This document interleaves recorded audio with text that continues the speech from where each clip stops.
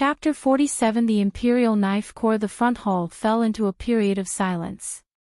Then Chu Qingju heard Qing the Emperor gave a sigh. Since that is so, then Jin will allow you to separate from the Count of Beilu. As to your children, they will be raised by you. Let your deity help some in the future. Finishing, Qing the Emperor looked at the three brothers. Do you have any objections? He Qi and He Yuan quickly demonstrated they had none. But it was He Heng that stood to ask. Fu Wang, after separation, Zhang Jia will be raising 2 children by herself. Even if us brothers will be there to it, it still might be too difficult. Why don't Fu Hong bestow a title on nephew and niece? When Qing the Emperor had originally seen He Heng stand, his expression hadn't been good. After He Heng had finished, his face showed a smile. Lauer is right. It should be like this. We will especially decree Qinger to be the Marquis of Dingzhong, Xiener as Rui Junju. Both shall change their surname to their mother's. After they grow up, then they will be titled. This was a true grace. He Heng's nephew and niece would change their surnames from Chao to He, and also received a title. In the future, no one in Jing would slight them because of their father. If they touched the imperial name, their statuses were drastically different. Jean and Princess Royal hadn't thought that it would be this smooth. She stood with tears in her eyes to thank Qing the Emperor. After the bow, she furtively looked at He Heng. Chu Qingju noticed that glance and knew the other was going to remember the gigantic boon He Heng had given her. To this, He Qi and He Yuan didn't have any objections but hated He Heng for being the one to do so. Even if this nephew did change to the surname He, it couldn't affect them competing for the throne and had no strong relationship to them. It was better to follow Fu Wang's desires and he could do a favor. Sitting at the side, the Empress who hadn't spoke at all changed the look on her face. Jean and Princess wasn't her blood daughter but she had raised her for many years. They naturally held mutual feelings for each other. Jean was humiliated, the most hurt was her as the mother. But she wasn't favored by the Emperor and could only sighed. Hearing that the Emperor was rewarding the 2 grandchildren, she had no more worries about Jean and Princess separation. After the matter was settled, Qing the Emperor stood. Jin still has matters and will leave first. If that boy from the Chao family comes, you don't have to be courteous. The decree that Jin will give him will be sent down tomorrow. These words meant, the man who bullied Jin's daughter, you can play whatever with, and Jin will take care of it. Chu Qingju quietly shed 2 large crocodile tears for the Count of Beilu. Landing on the hands of the He brothers, if he didn't die, he'll shed layers. After Qing the Emperor left, the atmosphere in the hall seemed to relax a fraction. Chu Qingju picked a small chopped piece of sugar cane and put in her mouth. After she chomped and sucked for the liquid, she hit her mouth as she spat out the remainder into the fine plate that a palace maid held with a bent waist. She ate a few more pieces before she wiped her mouth clean. She felt slightly constrained. Sugar cane, it needed one to bite off a piece and then another to chew for it to be enjoyable. Eating like this, it didn't have the freedom that was present biting the sugar cane off. But the act of eating was much prettier. Wei Qingyi almost couldn't believe her eyes. How did Chu Qingju dare to eat sugar cane in front of others? Wasn't she afraid of her eating appearance? She watched as Chu Qingju crisply chewed on a few more pieces before wiping her mouth. She jerked the corners of her lips. Di Mei has a good appetite. Chu Qingju smiled. Sweet things are eaten to make one feel better. She handed the dirty handkerchief to Yuzan who was behind her and took the clean handkerchief Mu Jin handed her. De Saw should try sometime. Wei Qingyi gave a short dry laugh. I don't like using such snacks. To me, living in this world is for eating and drinking. De Saw, don't laugh at me. Chu Qingju laughed unconcernedly. He Heng heard this and just smiled. He clearly didn't feel that Chu Qingju placed too much importance on food but felt that his Wang Fei was so honest. Of course, this was due to the fact that when a person held good feelings as they looked at another, whatever they did was good. He raised his head and coincidentally saw the smile on He-heng's face. He gave a sigh, feeling that his teeth were slightly sore. Saw is very careful about food and clothing. Qin Bai Lu smiled as she looked at Chu Qingju. What the other wore was both carefully chosen and beautiful. This type of sugar cane is both crisp and sweet. I like eating this in the winter. Jean and Princess took a piece of sugar cane as well. After she spat out the piece, she said, "It seems that Di Mei has some preferences in common with me." Finishing, she smiled at Chu Qingju. Chu Qingju returned a smile. "That's great. In the future, if I find something tasty, there's someone I can share it with." Hearing this, Jean and Princess looked at He-heng. She teased, "This is your fault, Di. How could you let Di Mei experience delicious food alone?" When she finished, she saw Chu Qingju's face flush. Jean and Princess roared with laughter. "Jijie, don't tease," He-heng gave a bow and pled, "otherwise someone's face will be like a monkey's ass." "Nonsense, nonsense, where in this world could there be such a beautiful monkey's ass? What words couldn't you use, that you had to use such a vulgar one?" The Empress smiled as she carefully examined Chu Qingju's face. Ben Gong feels, it looks more similar to the heavenly peaches of the Heavenly Empress. Finishing, she laughed first. Chu Qingju bore a face full of bashfulness as she tilted her head to glare at He-heng. Then she buried her head to drink tea. That glare she gave caused He-heng's bones to feel soft. He stood and pleaded for mercy from the two. He was subjected to a torrent of laughter. Once again, he understood a truth: a man couldn't participate in the world of women. When He-yuan lowered his head, he coincidentally saw the glare Chu Qingju gave He-heng. It did have that bit of flavor. He raised an eyebrow to look at the still pleading and forcefully smiling He-heng, his eyes carrying a hint of examination. Just as everyone was laughing, a Taijin came in to report that the Count of Beilu was asking for an audience. The mirth on Jean and Princess' face retreated like the tide. She adjusted her clothing and icily held up a teacup. The Empress' face went cold. She said in a heavy tone, "Let him roll in." At this instant, Chu Qingju felt that the Empress was full of maternal protectiveness. She turned to look towards the door and saw a man with an extremely elegant appearance bow slightly as he walked in. Just from the appearance, he was a man who easily created good feelings in women. So, this world had invented a phrase to describe this kind of man, that was, an animal in clothing. This son-in-law greets Muhu, meets Didi. "Who is your Didi?" Not just everybody can call Ben Wang Didi. He-yuan snorted and lazily leaned back on the chair. He looked indolent. "Don't try to stick gold to your face. You don't feel embarrassed, but I still find it blinding." Chu Qingju silently swallowed a mouthful of tea. This He-yuan's mouth was a knife, and there was poison on this knife. The Count of Beilu hadn't expected that he would be harassed right after he entered. But the other was a Wang Yi, so he could only endure. Just this cowardly state, he still dares to womanize outside. "He dirties my eyes." He happily added a knife.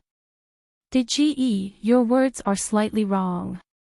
When Didi saw the Count of Beilu a few years ago, he had proper conduct, and was almost enough to be worthy of Zhang Jia. He blew at the leaves in the teacup and continued at a sedate pace. "Only now did I know, the Count of Beilu is a good actor. I'm afraid that none of the famous corners of Jean can compare to him. Otherwise, how dare he trick us imperial family for so many years?" To compare the Count of Beilu to an actor, Chu Qingju felt that He-heng had inserted a good knife. It was even more painful considering that when after he spoke his first sentence, the Count of Beilu had given him a gaze of hope. In really, all these brothers were good at inserting a knife while being bloodless. Chu Qingju gave a dry cough. She remarked to Jean and Princess, Zhang Jie, don't be sad. Who doesn't meet a disgusting thing or two in their life? Don't let these things affect your mood and dirty your gaze. She felt that at this, if she didn't add a knife, she didn't fit in with the crowd. Even Wei Qingyi and Qin Bailu at this time attacked in the same direction. The body is not right, the conduct is not right, it's unbearable. Qin Bailu disdainfully moved her gaze aside, acting as though she didn't want to see a disgusting object. Wei Qingyi's words were relatively softer. She said, expressionless, the Count of Bailu Darren, when you did such a thing, did you think of Princess and your children? Now that you have hardened Princess' heart, you want to rescue it, do you feel that us imperial family members are easy to bully? The people who spoke all were of higher status than the Count of Bailu. The Count of Bailu felt that these words were a humiliation and hatred formed in his heart towards Jean and Princess, but he could only kneel in the hall and beg for forgiveness. Jean and Princess looked at the cowardly man in front of her eyes. At the beginning in Jingzhou, she hadn't seen him as regretful as this. For that woman, he had even been angry at her. He was afraid now, so he put on such an act. How did she even fall for this man in the first place? Moving her gaze away in disgust, Jean and Princess stood and said, Muhu, this daughter is somewhat tired. I'll return first to the back to rest. Finishing, she didn't look again at the Count of Bailu and held the hand of a palace maid to leave the main hall. The Count of Bailu's heart froze. He knew that this incident couldn't be resolved. He could only heavily kowtow to the Empress, describing how regretful he was, describing how he would repent his ways, and started reminiscing about the good of the princess and how he wanted to go back to the time when they had good feelings for each other. Ben Gong feels that Lao Er's words aren't right. This Count of Bailu isn't some good actor, he's one of the storytellers in the tea shops. Look at his words, if one didn't already know, they would think that the imperial family was making too much of a fuss over nothing. The Empress gave a cold laugh. You don't have to kowtow. Don't bleed on the floor of my Kuei Yuan place. Quickly roll away. When Ben Gong sees you, Ben Gong gets angry. There wasn't a mother that would be happy at a cheating son-in-law. The conduct of the Empress was already very constrained. In a normal family, the Count of Bailu would have already beaten to the point his mother didn't recognize him. Chu Qingju saw the Count of Bailu forcibly dragged away by the Taijian and said disdainfully, thankfully nephew and niece didn't see this state of his. He heard this and thought about those two children not even 10 years old. He sighed, separation is good, better than having such a father. He didn't know why he started thinking about Chang de Gong Fu, his brows unconsciously furrowing. Chapter 48 Brothers. After the Count of Bailu was dragged out of Kuei Yuan Palace, the brothers of the He family each held their heads down and drank tea. They listened to their wives converse, and if they didn't have to speak, they wouldn't say even one additional word. The conflict between He Yuan and He Qi had been almost pushed to the surface. Recently, when Lao Si and Wei Wenguang were sent to Jiangnan to investigate the case, who knew that just a few days after they left Jing, they encountered an assassination attempt. Both Wei Wenguang and Lao Si were wounded, stopping in their trip to recover. Many Tai from the Imperial Hospital had been sent. By this time, the two were in no danger of danger, but a storm was raging in the Imperial court. Who would have such daring to assassinate the Imperial envoys? Those that would dare, they were either rebel or a person of great power and status. The Delong dynasty had already ruled for hundreds of years, there weren't any of the so-called rebels. Those assassins could have only been sent by a person of great power. Then why would such a person do a thing like this? There were already people at the court that were guessing the matter was connected to Rui Wang. But this matter had been given to Ning Wang to investigate. This time, Ning Wang's mouth was securely sealed, no news had been leaked. Rui Wang also didn't seem to be acting differently, so everyone then felt Rui Wang wouldn't have such daring to do it. That kind of conduct was almost akin to opposing the emperor.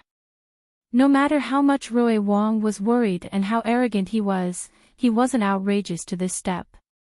The empress was clear to the conflict between the three brothers. Seeing that it was almost the noon hour, she said, "It's so rare for you three brothers to gather together. Ben Gong is happy, let's go eat together." The three pairs followed the empress to the table. A short while later, someone ushered the princess and the two children over. The elder child, He Qing, was only 7 or 8. He wore a red cotton robe, a long life lock around his neck. He looked very adorable. The smaller was He Xian. She looked almost 5 years old, her eyes large. Her smile was very cute. The two children together felt very much like the golden boy and jade girl of legend. "Greetings to Imperial Grandmother, greetings to Jojo and Jomu," the two children gave a proper bow. It could be seen that Jean and Princess had raised them well. Even Chu Qingju, who felt that little children were noisy, liked them. Qing'er and Xian'er have grown so much. Wei Qingyi, who had seen the two before, smiled as she gave the two a meeting gift. She remarked to Jean and Princess, "Last time when I saw these two, Xian'er wasn't walking. Now she has grown to be an intelligent girl." Jean and Princess gave a gentle smile. "Just a naughty child, she's not as good as you praise her to be."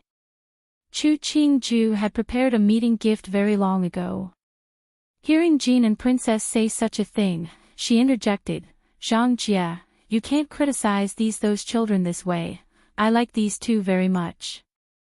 Speaking, she waved her hand at the two children, "Qing'er, Xian'er, come over for Jomu to take a look."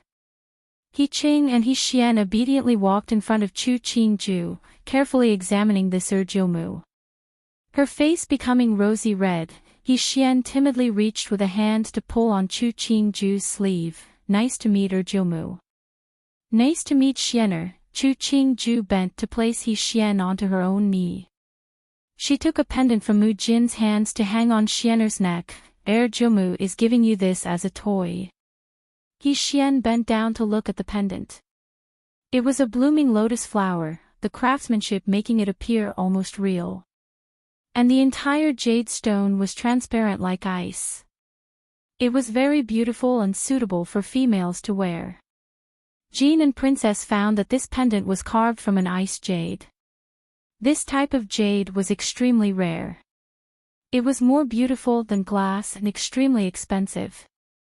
She hadn't expected that her daimyo would use something as valuable as this to give to a child as a meeting gift.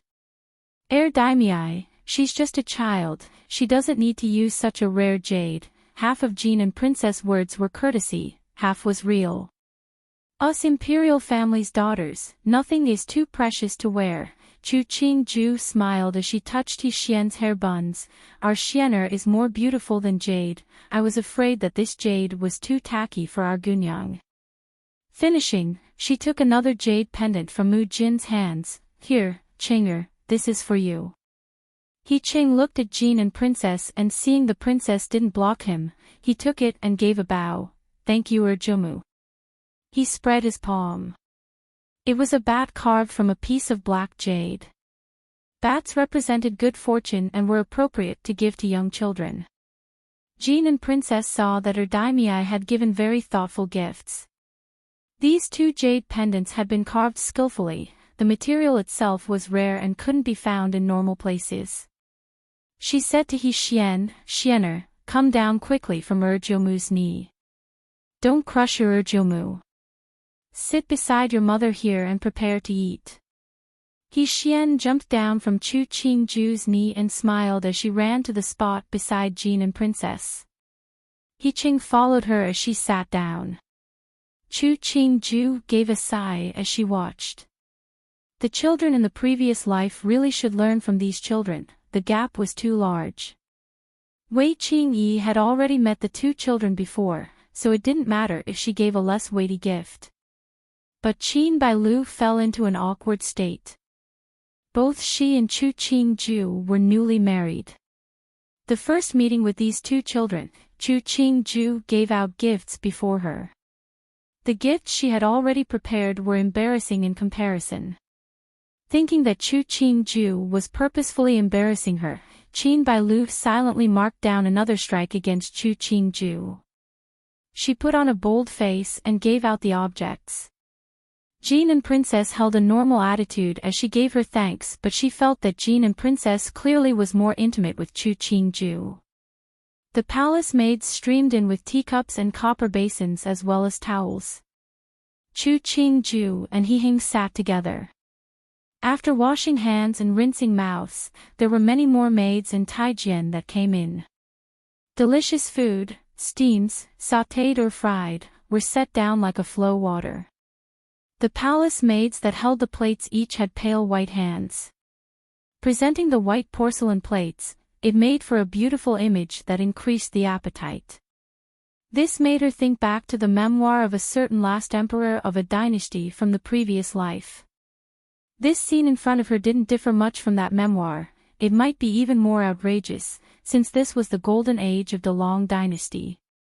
In reality, everything about the meal the nobility used was good, except for the rule that there was to be no speaking while eating.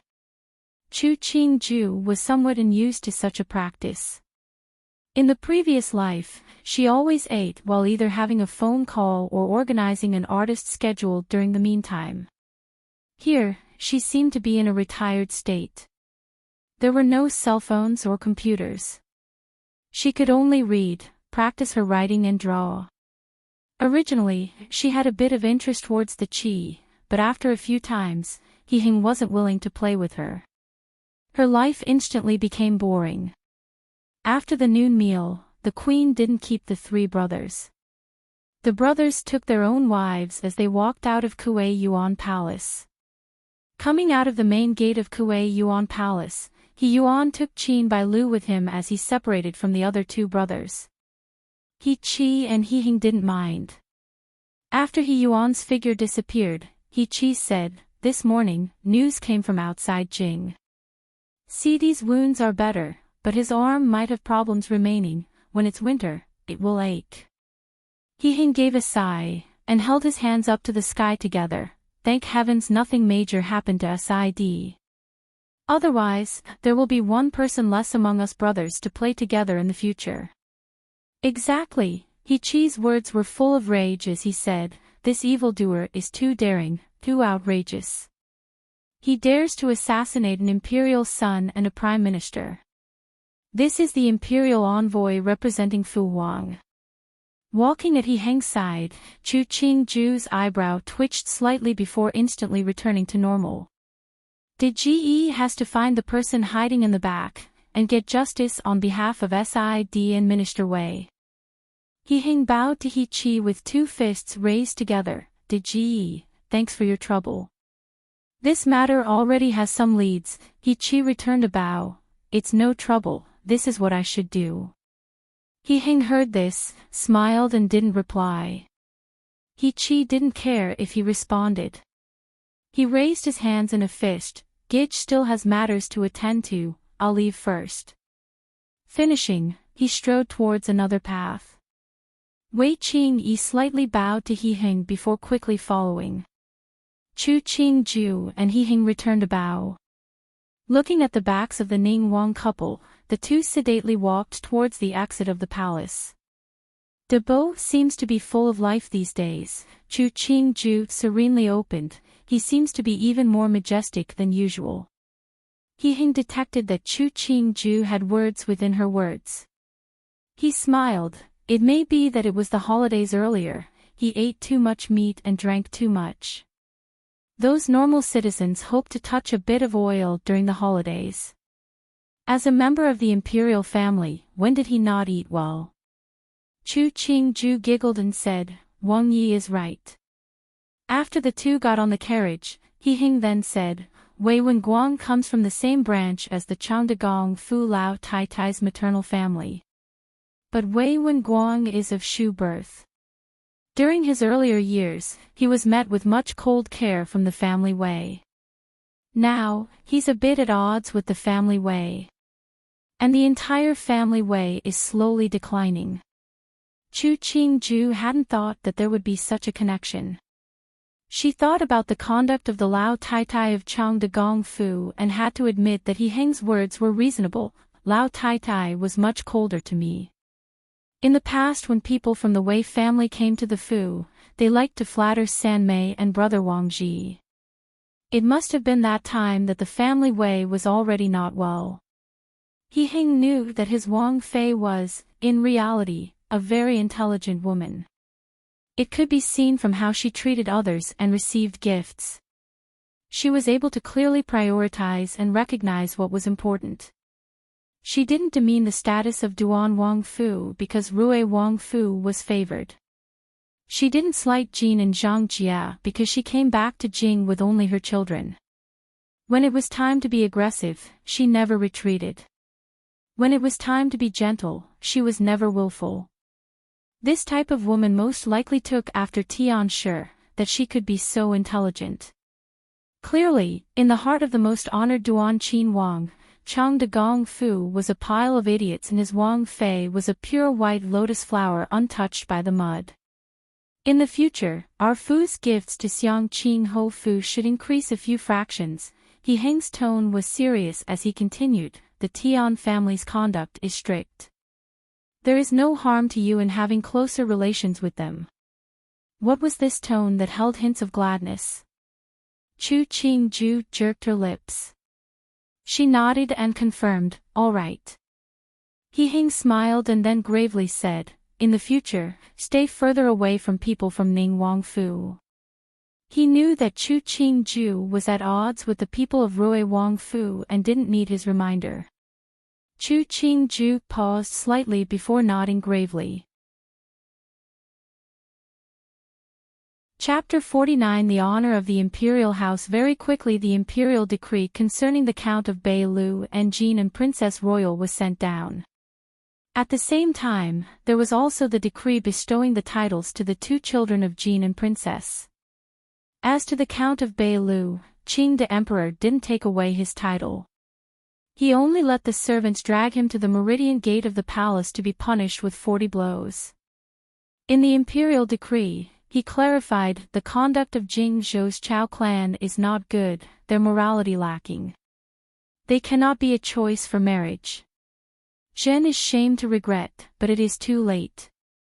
The only wise is that no other in the future will suffer Zhen's pain. This sounded like that the emperor was reflecting on himself, but in reality, it was saying, this entire Chao family isn't any good, their conduct and morals aren't good. Zhen was blind to marry his daughter to the Chao family. Hopefully, no other person will be blind and enter into marital relationships with the Chao family. This was actually the most vicious. The Chao family was a famous family in Jingzhou. There would have unmarried males and females in the clan. Once the emperor's decree came out, no one would dare make marital relations with the Chao family. Otherwise, wouldn't that be going against the emperor? This Count of Beilu doomed his entire clan.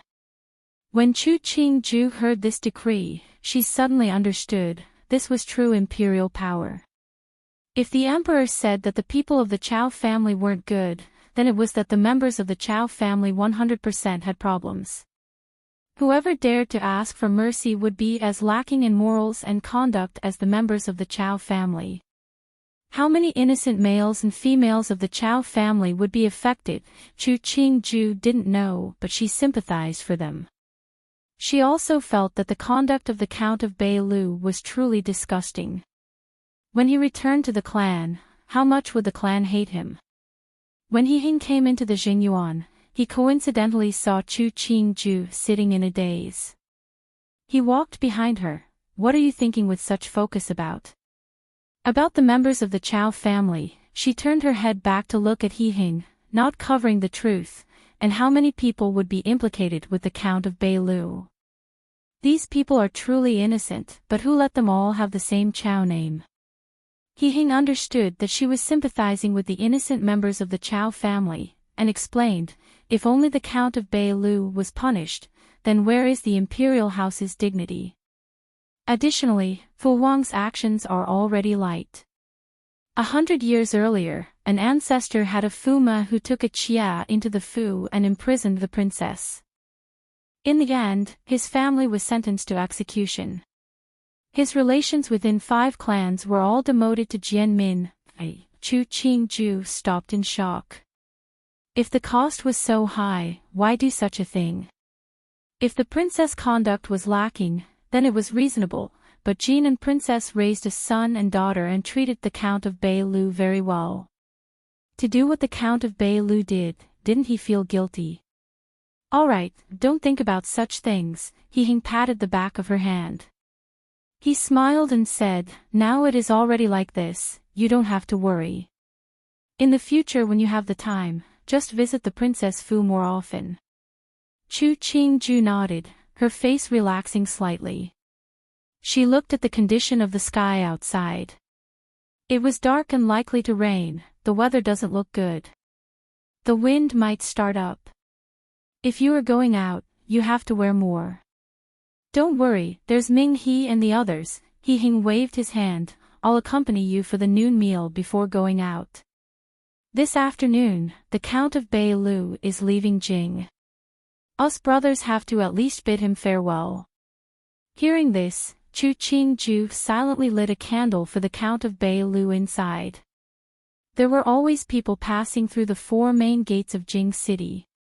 The city of Jing's prosperity caused many to come to Jing to make a living. There even were many foreigners that set down roots in Jing City to live. But at this time at the North Gate, not many people were passing through, only some of the public watching from far away. Count of Beilu is leaving so soon. Why don't you stay a few more days? Ben Wang and brothers hadn't even properly received you, you're in such a rush. He Chi looked at the Count of Beilu that knelt in front of him. He gave a hearty laugh and reached out to heavily pat on the Count of Beilu's shoulder. He watched as the Count of Beilu's originally pale face become even uglier. Look at the Count's white face. No wonder he could seduce those unclean and unknown women outside. He Yuan sat on a tall white horse, staring from half-lidded eyes down at the Count of Beilu. Now you can go far away with that woman freely. Such a cause for celebration. Ben Wang will give his congratulations here.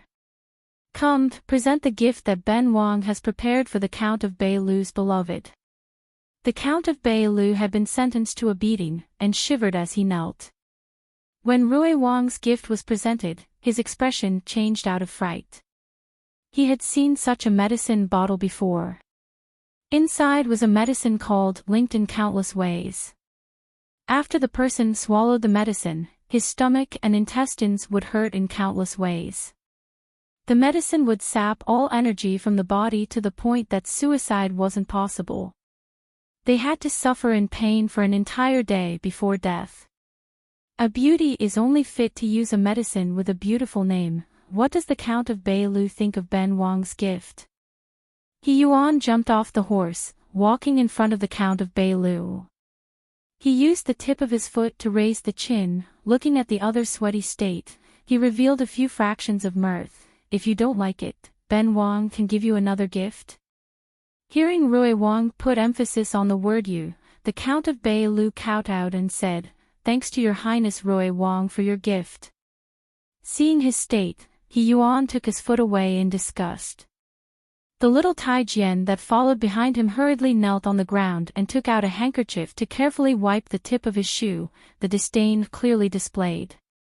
He Hing cheerfully watched this scene. Seeing the Count of Beilu tighten his fist, he bent down to speak to him. Think how grand you were in the past, and look at you now. You don't want to be that high-up Fuma, but you want to be that dog that everyone hates. Should Ben Wang say you are pitiful or disgusting? Finishing, he straightened his body and announced in a loud voice, the princesses of the imperial family are born into high status, beautiful and virtuous. You betrayed princess and son and daughter. The imperial family can't have a Fuma like you. In the future, the Chao family of Jingzhou is forbidden to ever enter the city of Jing. Otherwise, our He family will punish each as they appear. Finishing, he gave a kick to the body of the Count of Bailu, brushed off the non-existent dust on his clothes and got on his own date-colored steed. Get out, get out, He disliked his disgusting state too, turning and leaving on his horse. He Heng and He Yuan didn't look at him, leaving on their horses as well. The horse that He Yuan was riding made his tail whip across the Count of Bailu's body, but the Count could only kneel straight up, not daring to evade. Seeing the Wang Yi leave, the surrounding people then came over, pointing and telling the countless versions of what the Count of Bailu had done. But in all of them, it was how despicable the Count of Bailu was and how enticing the woman that seduced the Count was. To the citizens, if the Emperor and the Wang Yi said it was not good, then it was naturally very not good. As to if this matter occurred between ordinary people, what they would have done, only they themselves would know. The Count of Bailu forced himself onto the carriage with the help of a manservant. He laid on his stomach on the soft cushions as he thought back to how magnificent he was that year he had come back to Jing and the sorry figure now. He started to become regretful. If he had always been good with the princess, then these Wang Yi today would have been courteous to him, and everyone in the Chao family would have been carefully flattering himself. Now, even if he did go back to Jingzhou, the entire Chao family probably wanted to eat his flesh and drink his blood. Tightening his grip around the medicine bottle in his head, the Count of Bailu's eyes darkened. If it wasn't that horse seducing him, he and the princess wouldn't be in this position today. After the incident involving Jean and Princess Royal had been passed around in Jing for a few days, it settled down. For the womenfolk, it was just that there was another person to praise and flatter in Jing. To men, it was reminding them not to interact with the Chao family of Jingzhou in the future. Otherwise, there was no change. The first month quickly passed by. Just as everyone quieted down, another storm of thunder and lightning came upon Jing. His Highness Ning Wang had found the mastermind behind the attempted assassination of the imperial envoy. And that person was the most favored by the emperor, His Highness Rui Wang. His Highness Rui Wang's people tried to argue for Rui Wang, but Ning Wang provided many pieces of evidence. For example, how the assassins killed by the guards had once served in Rui Wang Fu, and a protective talisman found on a certain assassin's body had been requested from the Five Estates Monastery from a certain Yahuan of Rui Wang Fu. There were even witnesses who claimed that on the second day after Qing Wang left the city, Rui Wang had secretly met with certain members of the group. After Qing the emperor finished listening to the entire matter, he was so angry he couldn't speak a word. On the spot, he was so angry he spat out a mouth of blood and fainted. He was quickly sent back to Tianqi Palace under a crowd of people, the Tai on duty at the imperial hospital summoned. Because He Yuan couldn't come to court, the emperor had regained consciousness when he had received the news. He wanted to leave the Fu to see the emperor, but he found that the imperial guards that he assumed he could casually order around suddenly became unmovable. The people inside couldn't go out, the people outside couldn't come in. He Yuan smashed a few more objects in frustration before he remembered his subordinate Gao Duo was coincidentally in the Fu and had a Taijian summon him. When Gao Duo rushed to the study, He Yuan's anger hadn't calmed. He pointed at Hao Duo and accused, "In the beginning, it was you who put out such a bad idea. Now that it's like this, how is it possible to end it?" Gao Duo gave a proper greeting, his face not changing expression. He explained, "Wang Yi, this one didn't think that it would happen like this. And this one is suspicious, someone is purposefully framing you." "Of course, Ben Wang also knows that someone is framing me, do I need you to tell me?" He Yuan pushed a brush stand onto the ground, "Killing brothers, if this kind of label comes down, Ben Wang is finished.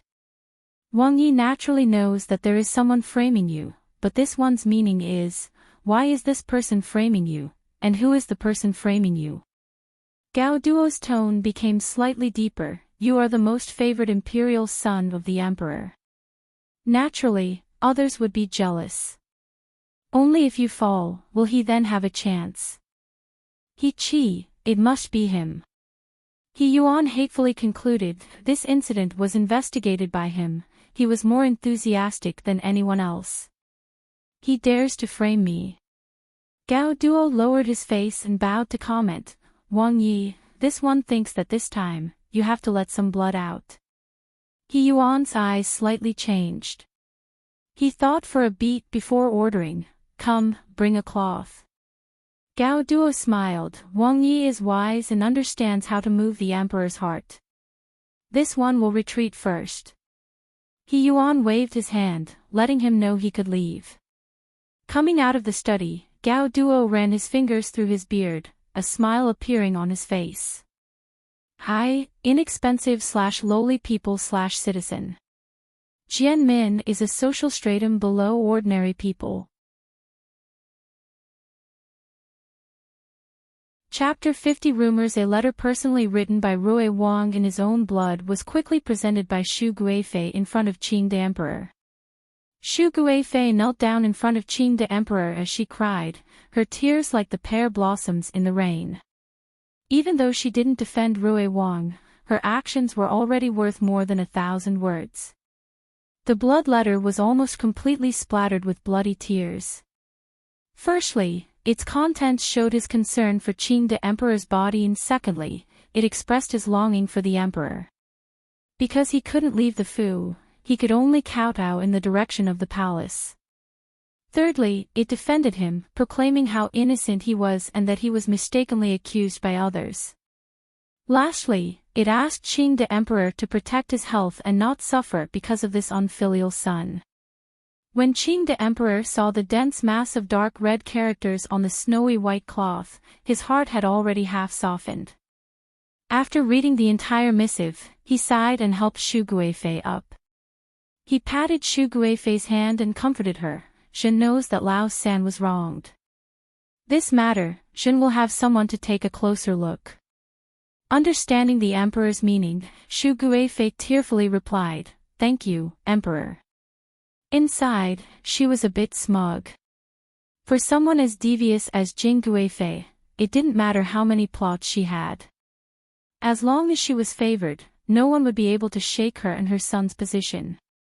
Around the same time at Zhongjing Palace, Jing Guifei watched coldly as Wei Qinshe cried in front of her. Technically, Wei Qinshe's husband was of the same branch as her and she should be courteous, but she really didn't like the petty-mindedness of Wei Qinshe. She looked shrewd, but what she said was so idiotic that she felt nauseous upon hearing it. Ran Shuang has been sick these past days. I, as her mother, feel so terrible just seeing her. Nyang Nyang, what should we do? Wei Qinshe wiped away the scarce tears lingering at the corner of her eyes. She hesitated before asking. Chen Fu heard that not many people are serving in His Highness Fu. Why don't? When she raised her head, she saw that Guifei Nyang Nyang's eyes had gone cold and she swallowed the rest of her words. If niece's body isn't good, Ben Gong will send a message for the Imperial Hospital to take a look. Girls should be pampered, the body cannot be harmed. Otherwise, it could affect the heir. Jing Guifei gave an aloof smile and turned to order the person beside her to send a message to the Imperial Hospital. Wei Qinshe's face slightly changed. Seeing the palace maid walk out to summon the Tai, she gritted her teeth. Nyang Nyang, our Ran Shang is a good gunyang. Why doesn't she go to the Wang Fu to serve? It would help cement old ties. Jing Guifei raised her teacup to take a sip. After hearing Wei Qinshe's words, she didn't fly into a rage. She drawled slowly, Ran Shuang is such a good girl. How can Tang Saw bear to part with her just to go serve Ben Gong's useless son? His Highness Duan Wang is of magnificent bearing. Chen Fu has never seen a more outstanding young person than His Highness, Wei Qinshe flattered. To go into the Wang Fu to serve is our Yada's great fortune. There's no such thing as bearing it. Jing Guifei knew that Wei Qinshe was short-sighted, but she hadn't known that she could be this shameless. If Wei Ran Shuang got married, the husband and his family would treat her well because of her and Heng'er. Now, she was breaking her head trying to get into the Wang Fu, but Heng'er didn't have any interest in her. This was inviting humiliation upon herself. Furthermore, after this matter, the branch of her Tang Xiong would only be the lesser maternal family of a Chia to Duan Wang Fu and not the elders. Putting down the teacup, Jing Guifei replied with a jerk of her lips, Heng'er has married his Wang Fei already. Wang Fei is virtuous and able, Ben Gong cannot allow Heng'er to take a chisher. Ben Gong will not participate in this kind of matter. If Ni still wants to be a Chia, then Tang Sa should find Heng'er to discuss it. She raised her hand in conclusion, Ben Gong is tired and won't keep Tang Sa company. Wei Qinshi could only stand and bow in farewell. Jing Guifei disdainfully looked on as she left, remarking in a light voice, no wonder their branch had no achievements from the generation of grandfather onwards. What kind of brains do they have? If they request to see Ben Gong in the future, reject all of them. She, a respected and titled Guifei, didn't need to curry favor with a distantly related Tang Sa. Even her true Tang brother's wife was full of respect in front of her. This Wei Qinshi was only married to the eldest grandson of her grandfather's brother, she wasn't anything. Did she think that because her branch was prosperous and well-mannered, they would also be soft and easygoing? To ask for such humiliation, it was disgusting. Because Wei Ran Shuang had this kind of mother, she wouldn't let her enter Duan Wang Fu. He Hing didn't know that others were thinking about him.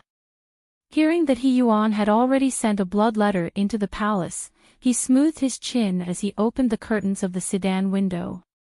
Looking at the bustling crowds, he gave a light laugh. He had already anticipated He Qi making his move against the imperial envoys. But he still had some decency and didn't let them seriously harm Lao Sai. Now that the matter had grown in significance, He Qi wanted to take advantage of the situation to suppress Lao San. But he still had to consider Shu Guifei in the Hogong and whether Fu Huang was willing to let this charge fall on the head of Lao San. As expected, on the second day, Qin the Emperor expressed his doubt about the evidence He Qi had presented at the royal court. In his speech, he even expressed his suspicion that He Qi hadn't actually fulfilled his duties. Even though He Qi tried to explain further, ultimately he was ordered to continue investigating. He Hing stood at the side, looking at the humiliation and helplessness on He Qi's face as he knelt on the ground. He turned to glance at the others at court. These officials also had their faces facing the ground, but this time, they couldn't help but feel that Fu Huang was foolish as well.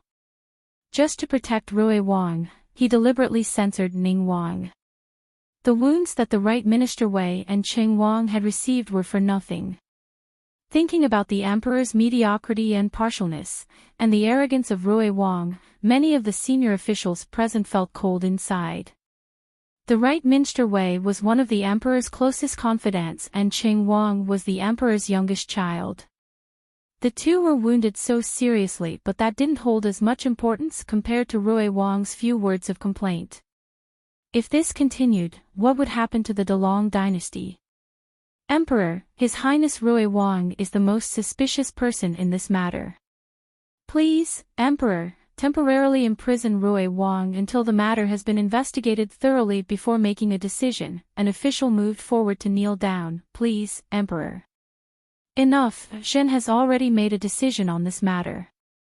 There's no need to speak anymore, Qing the Emperor raged. Get out. Emperor, have you already forgotten Imperial Censor Zhao who had died running into a pillar? The official kowtowed and asked, if this matter has no connection with His Highness Rui Wang, who else would try to assassinate the imperial envoy? This official postulates that perhaps Rui Wang had a guilty conscience, and in order to stop the envoys from investigating, committed such an act.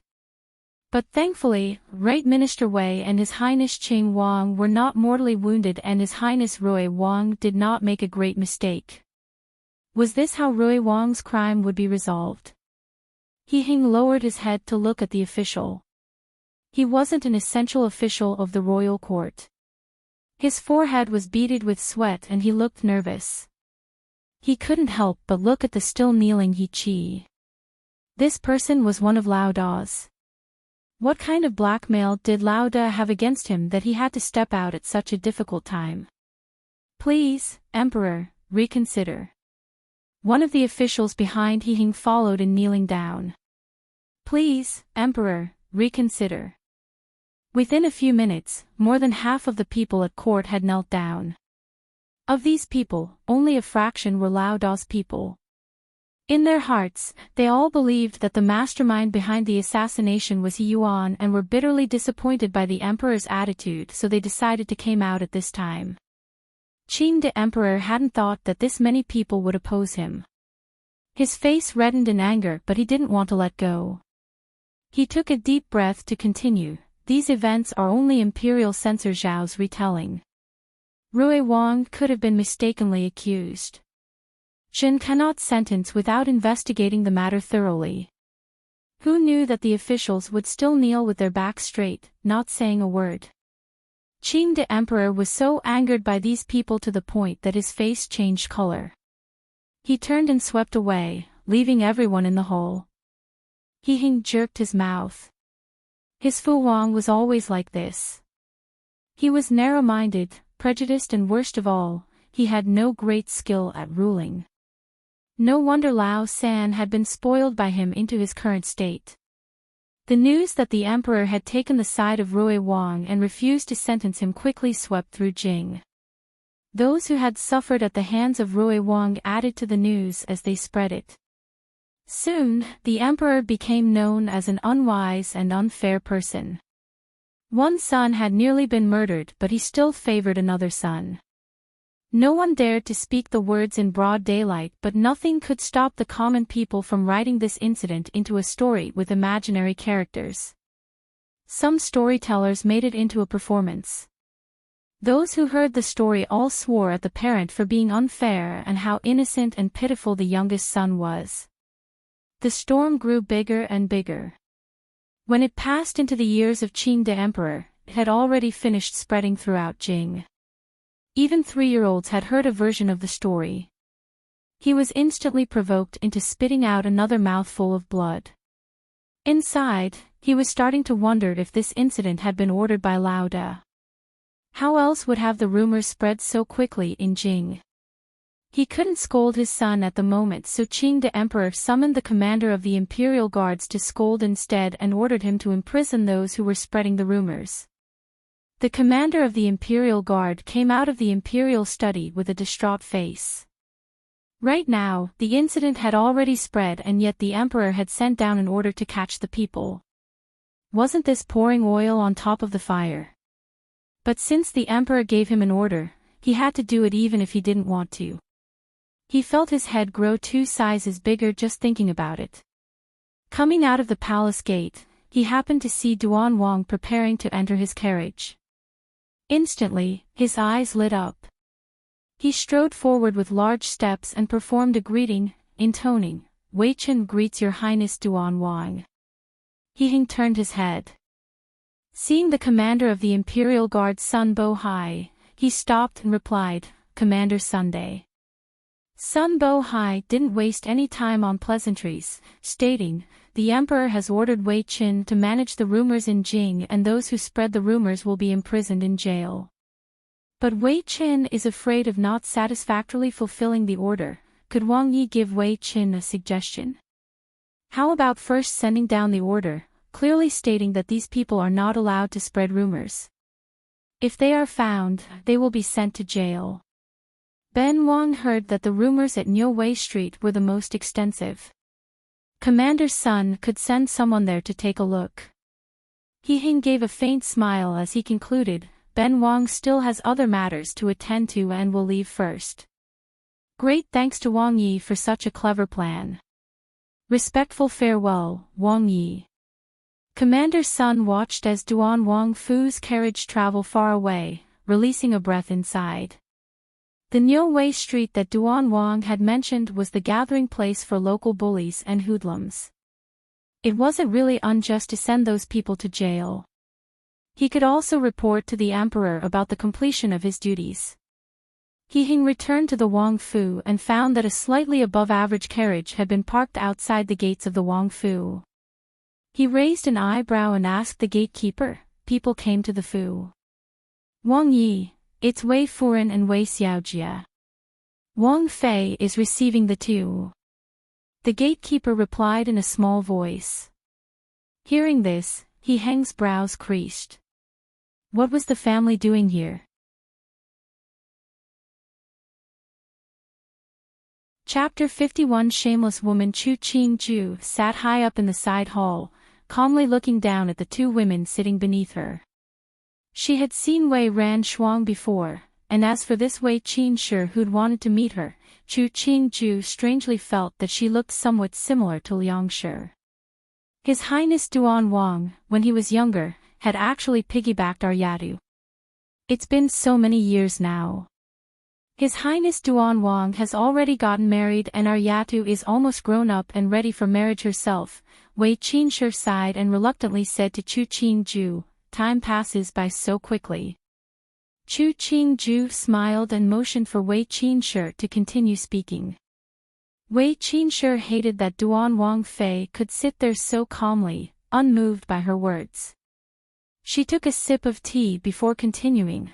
At the end of last year, our entire family had finally returned to Jing from the outside post. It was all thanks to His Highness Duan Wang's kindness that our family received an adequately good job here.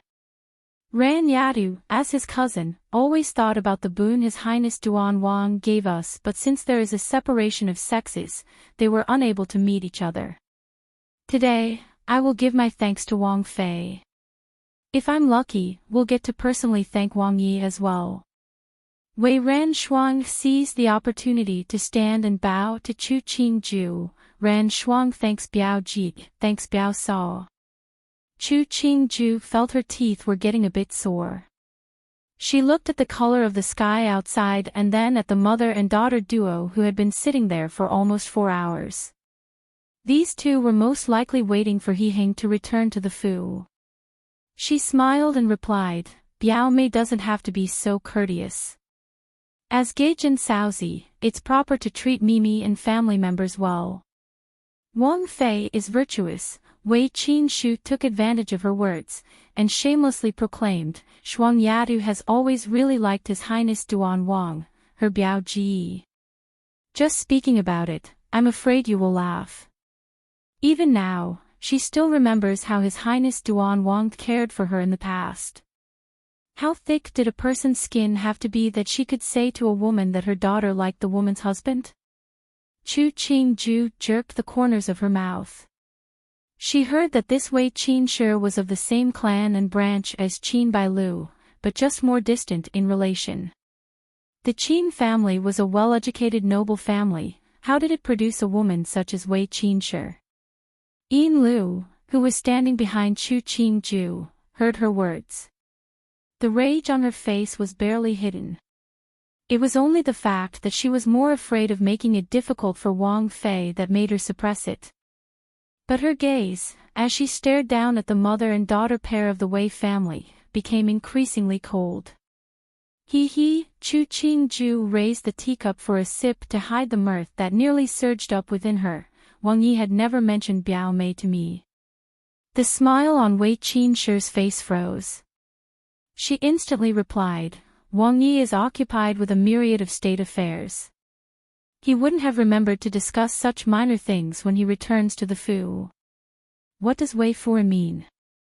Chu Qingju's face darkened. Wang Yi is just an imperial son. Where does this myriad of state affairs come from? Furthermore, Wang Yi usually resides in Jingyuan and he always talks about the household matters with me.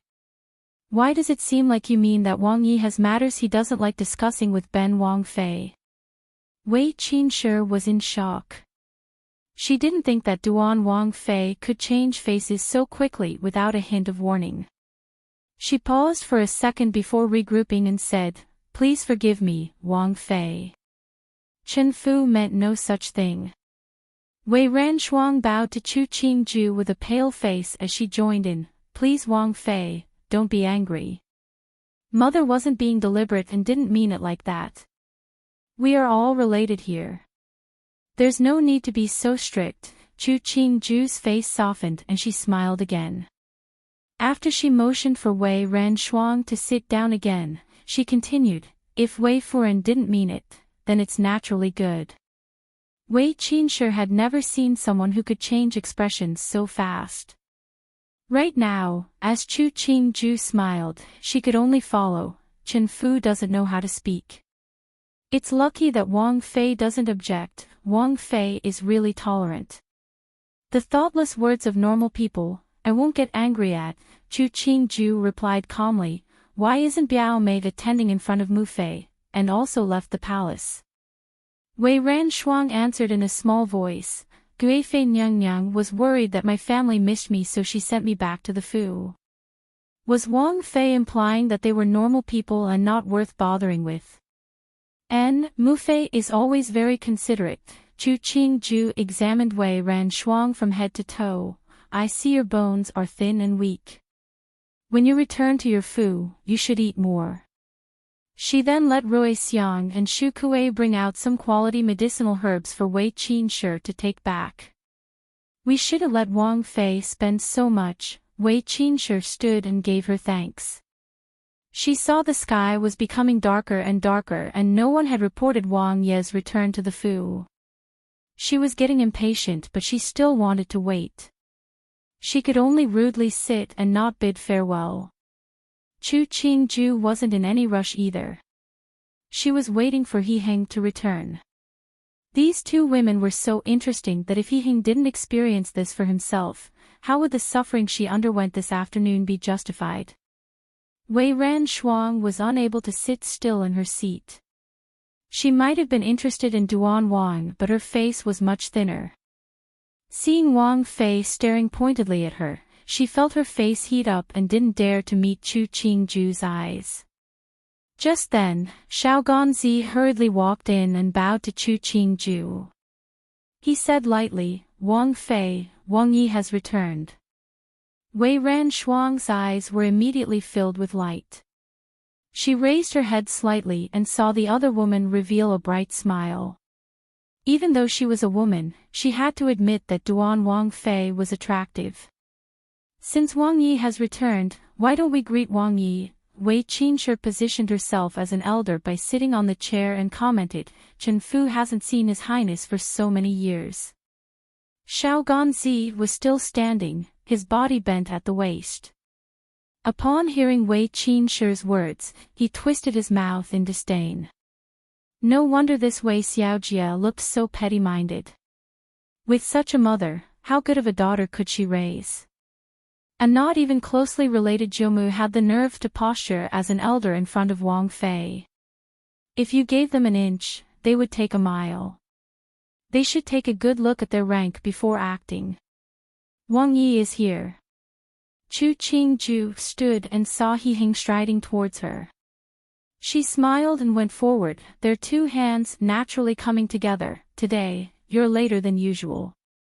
There were more matters to attend to, so you had to wait a bit longer. He Heng brought her along and they sat before looking down at Wei Qinshe and Wei Ranshuang standing below. Wei Furen and Wei Xiaojia have enough free time to visit Ben Wang's Fu. He didn't need to use courtesy towards these kind of people. The imposing manner of a Wang Yi came out naturally. Wei Qinshe felt an indescribable sense of awe. She gave He Heng a bow of greeting. Since returning to Jing, I haven't seen Wang Yi and Wang Fei, so today I brought my daughter here to greet Wang Fei. It must have been great trouble for you to come. Wang Fei has already met Wei Xiaojia at the palace. He Heng raised Chu Qingju's teacup to take a mouthful. He calmly remarked, based on Mu Fei's ancestors, you are Ben Wang's elders. How can it be that you came here to meet us? Wang Yi isn't someone we can compare to. Wei Qinshe's tone, as she spoke, became politer. She carefully said, Shuang Yadu kept talking about her memories when you were younger, so Chen Fu had to come here with this Yadu. The hand that held his teacup stilled. What did those words mean? He turned his head to look at Chu Qingju. As expected, he saw that there were hints of ice in the other's mirth. He slightly furrowed his eyebrows and commented, Wei Xiaojie had only met with Ben Wang a few times during our younger years. These words Wei Furen has spoken are perhaps too inappropriate. Wei Qinshe heard that Duan Wang didn't have any interest in her daughter. The smile on her face became ugly. After a beat, she replied, Wang Yi is too serious. You are cousins, there's no need to care too much. He Hing expressionlessly stated, protecting females when the males are older is human nature. Yin Lu, get someone to bring hot water for Wang Yi so that he can wash his hands. Chu Qingju stood to look outside. It's late now and almost time for the evening meal. How about you two stay for the meal? Wei Qinshe saw that Duan Wang wasn't currently interested in her daughter and lost her desire to stay. She smiled and stood, bidding farewell, then I won't disturb Wang Yi and Wang Fei any further. Chen Fu will say her goodbyes. Take care. We won't bother seeing you out. He Hing nodded slightly, not saying a word to detain them. This caused Wei Qinshe's heart to become colder and she understood that the matter was most likely closed for discussion.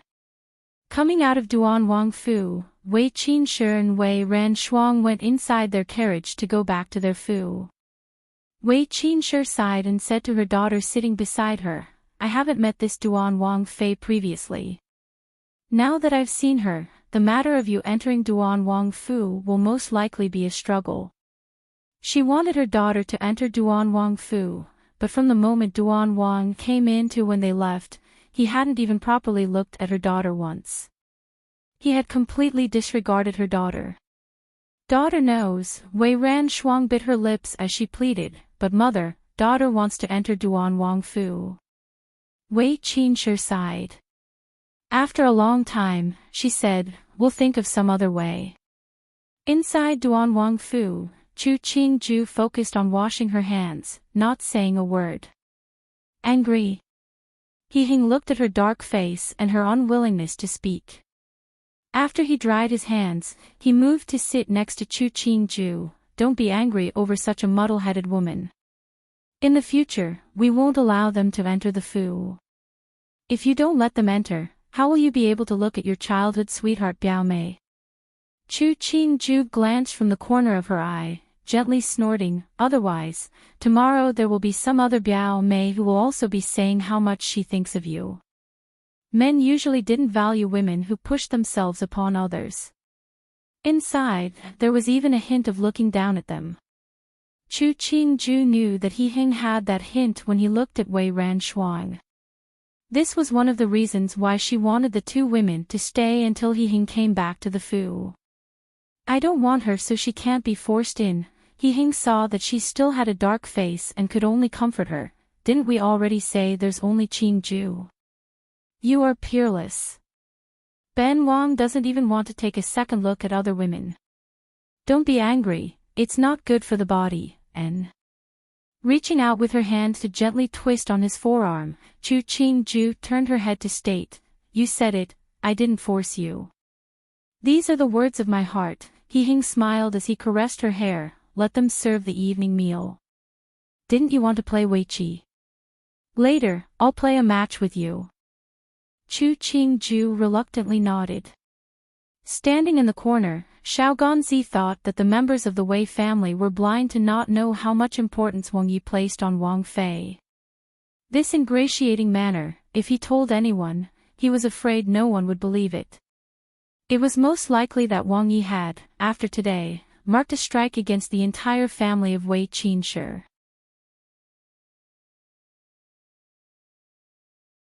Chapter 52 Jing Guifei's strategy. The news that the Wei family's Gunyang went to the Wang Fu to offer herself on a pillow had somehow passed into the ears of Jing Guifei. Originally, she felt that Wei Ran Shuang was an indecisive person, but now she believed that this was a Gunyang who had no sense of conduct and has subsequently dirted the Wei family's reputation. Thankfully, they didn't share the same grandfather. Otherwise, even she would be compromised. Ding Mama, said Jing Guifei in a cold voice and a dark expression on her face. you go with Ben Gong's sign to personally visit Wei Langzhong's. Fu. Just say that Qin Shi's moral conduct is lacking and she has improperly educated her daughter. I hope that he can admonish his wife and daughter so that the reputation of the Wei clan is not adversely affected.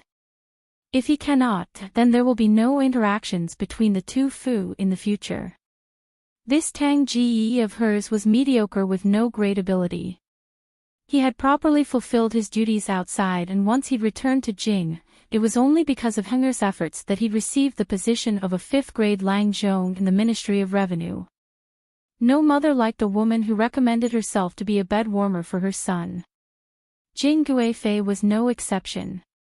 Even if this woman was a relative of her maternal family, and that as a Guifei, she had no power to send a decree, she could still lecture on any inadequacies found within the clan. Many Fei in the past have been accused and imprisoned for not effectively controlling their clan's behavior. Ding Mama was the most favored among Jing Guifei's servants. When she arrived on a green-clothed carriage at Wei Langzhong's residence, the servants at that Fu were very courteous to her.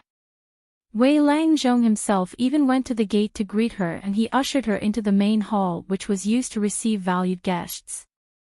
Ding Mama courteously bowed to Wei Langzhong and rejected Wei Langzhong's offer when he told the servants to bring in refreshments. Wei De Ren, this old one has come today to pass on some words from Guifei Nyang. What does Guifei Nyang have to say? Wei Langzhong rose from his seat and lifted his hands to perform a bow in the direction of the palace. Please, Mama, tell me.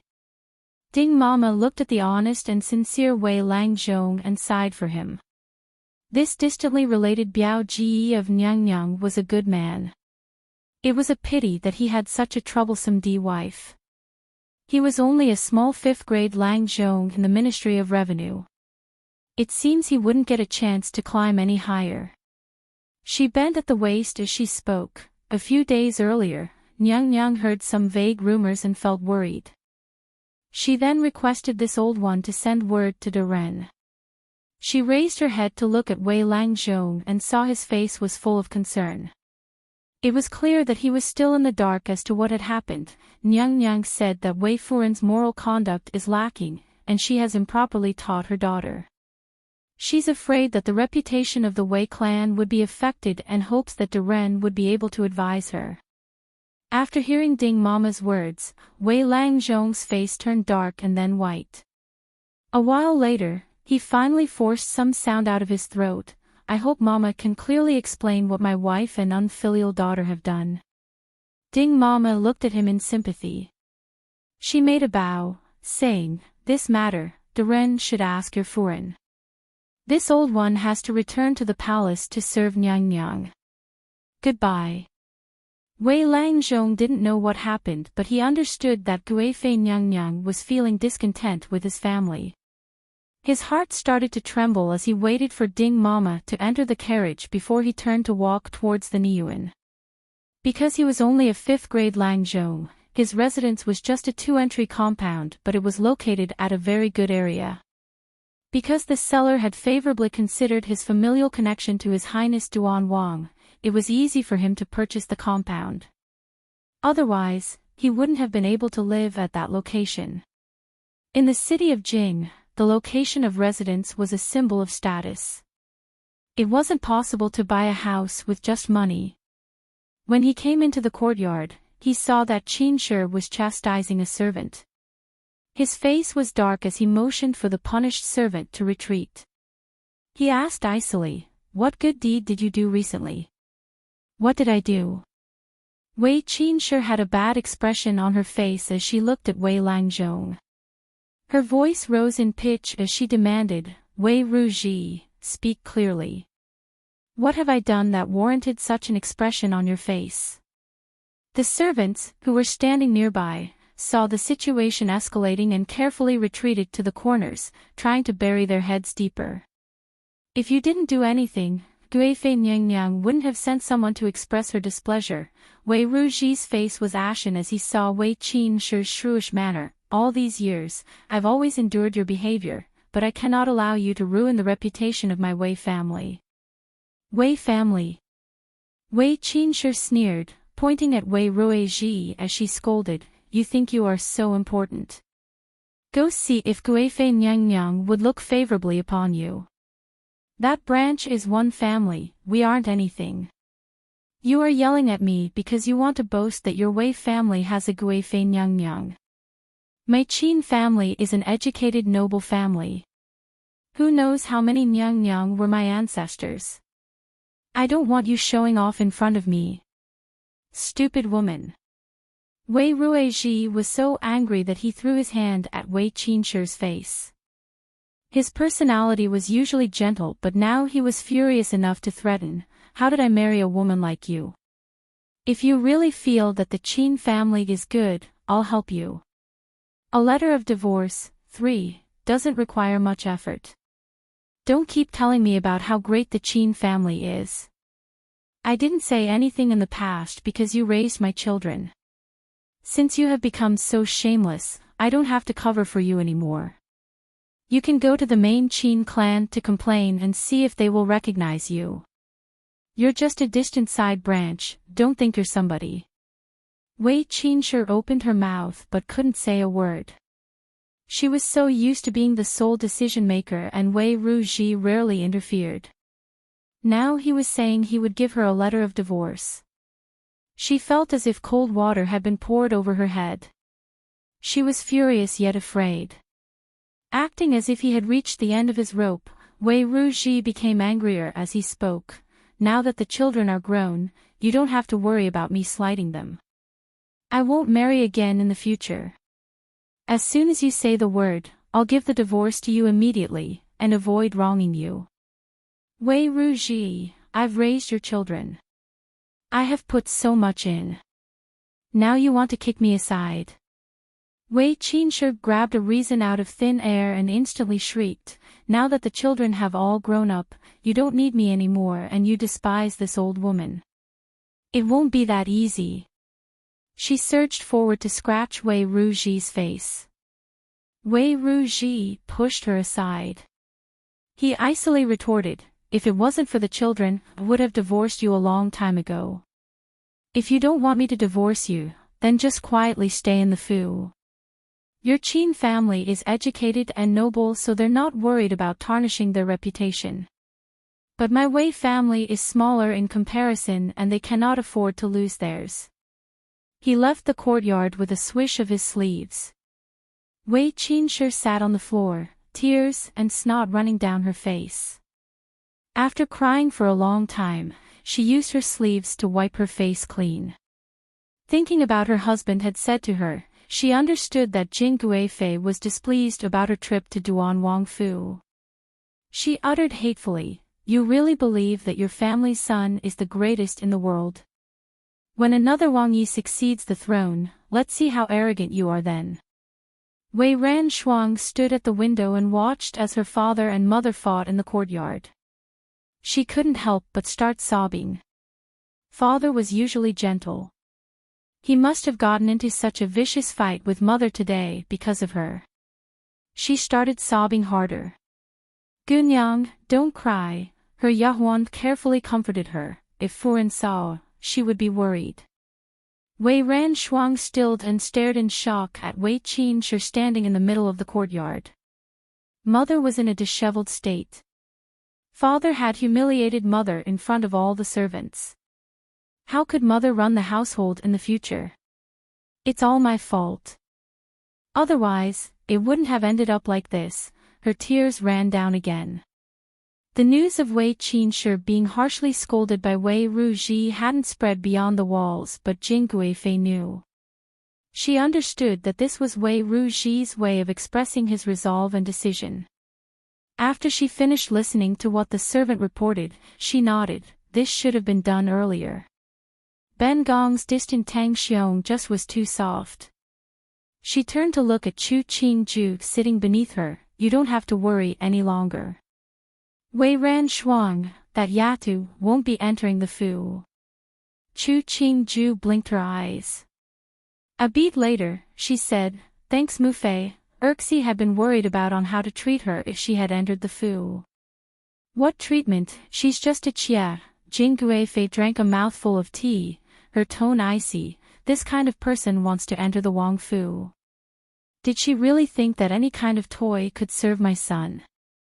Chu Qingju slightly lowered her head. Her attitude revealed that she didn't really know or understand these words. Raising her head and seeing her Erxifu's naive manner, the corners of Jing Guifei's lips jerked. A smarter person would have been saying some good words right now to make her happy. Why was her Erxi just sitting there?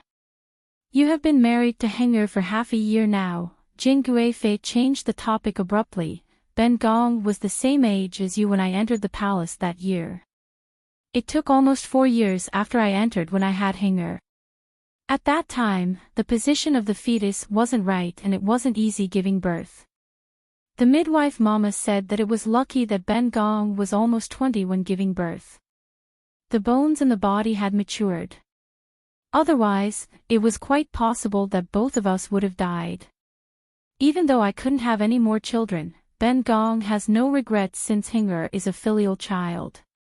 Chu Qingju stilled. She hadn't thought that Jing Guifei would say such a thing to her. She looked at the beautiful matron in front of her. She always had the bearing of one high in status, but these words revealed the feelings that a mother had for her son. Jing Guifei wanted her and her son to have a good relationship and even hinted that she didn't have to be in a rush to have children. It didn't matter if only a fraction of the concern was for her well-being. At least, the other hoped that she would survive labor so she can raise her own children. She carefully digested these words. Maybe her popo really was telling her not to be in any rush, and let it occur naturally. Mu Fei must have had a hard time raising Wang Yi in those years. Chu Qingju smiled and remarked, no wonder Wang Yi always remembers Mu Fei. He even knows what desserts Mu Fei likes and dislikes. The smile on Jing Guifei's face became more prominent. A hint of mirth made its way into her voice. As a mother, one always wants the child to be well. Nothing else is needed. Chu Qingju thought of her deceased parents. When they had been alive, they had protected her like she was the apple of their eye. When she had wanted to learn dancing, they put all their effort into supporting her. They treasured all the pictures of her performances. But when they died, no one else had treated her as well as they did. Seeing her Erxifu's mood had become somewhat downcast, Jing Guifei remembered that her Erxi's birth mother was deceased. For some reason, she felt that the other was quite pitiful and patted the back of her hand. Just recently, Ben Gong's kitchen created a new type of pastry. Ben Gong has found it quite delicious. You should have a taste too. She ordered a servant to get some pastries from the kitchen. Chu Qingju looked up at Jing Guifei. She smiled and said, thanks Mu Fei. Jing Guifei looked at her sparkling eyes and smiled. She said, for such a minor thing, there's no need for thanks.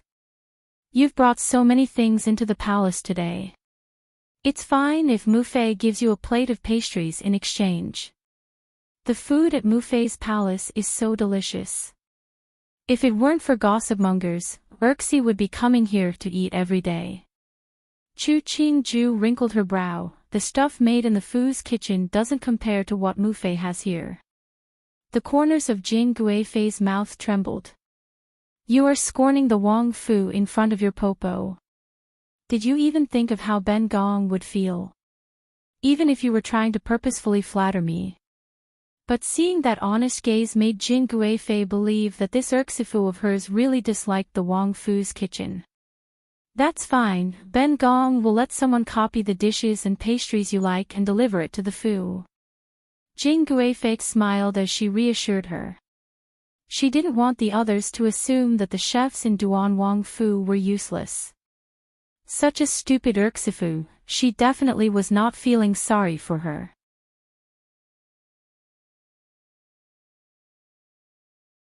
Chapter 53 Road. When Chu Qingju visited the Zhongjing Palace, she had taken many things with her. When she left, she still had many things with her.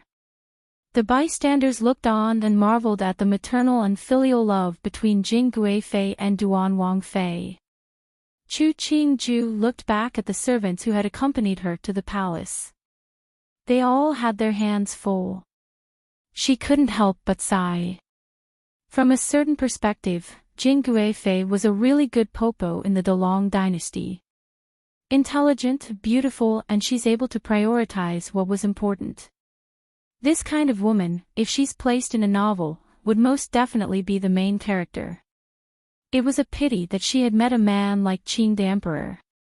Even though she needed to be careful around Jing Guifei because her popo was too smart, she still was a much better popo compared to Xu Guifei. If she was a normal popo, she would have pushed her to have children immediately rather than telling her not to rush. Even in Chu Qingju's previous life, this kind of conduct wasn't something many mother-in-laws would do. But this kind of popo might not like an Urxi who was too intelligent.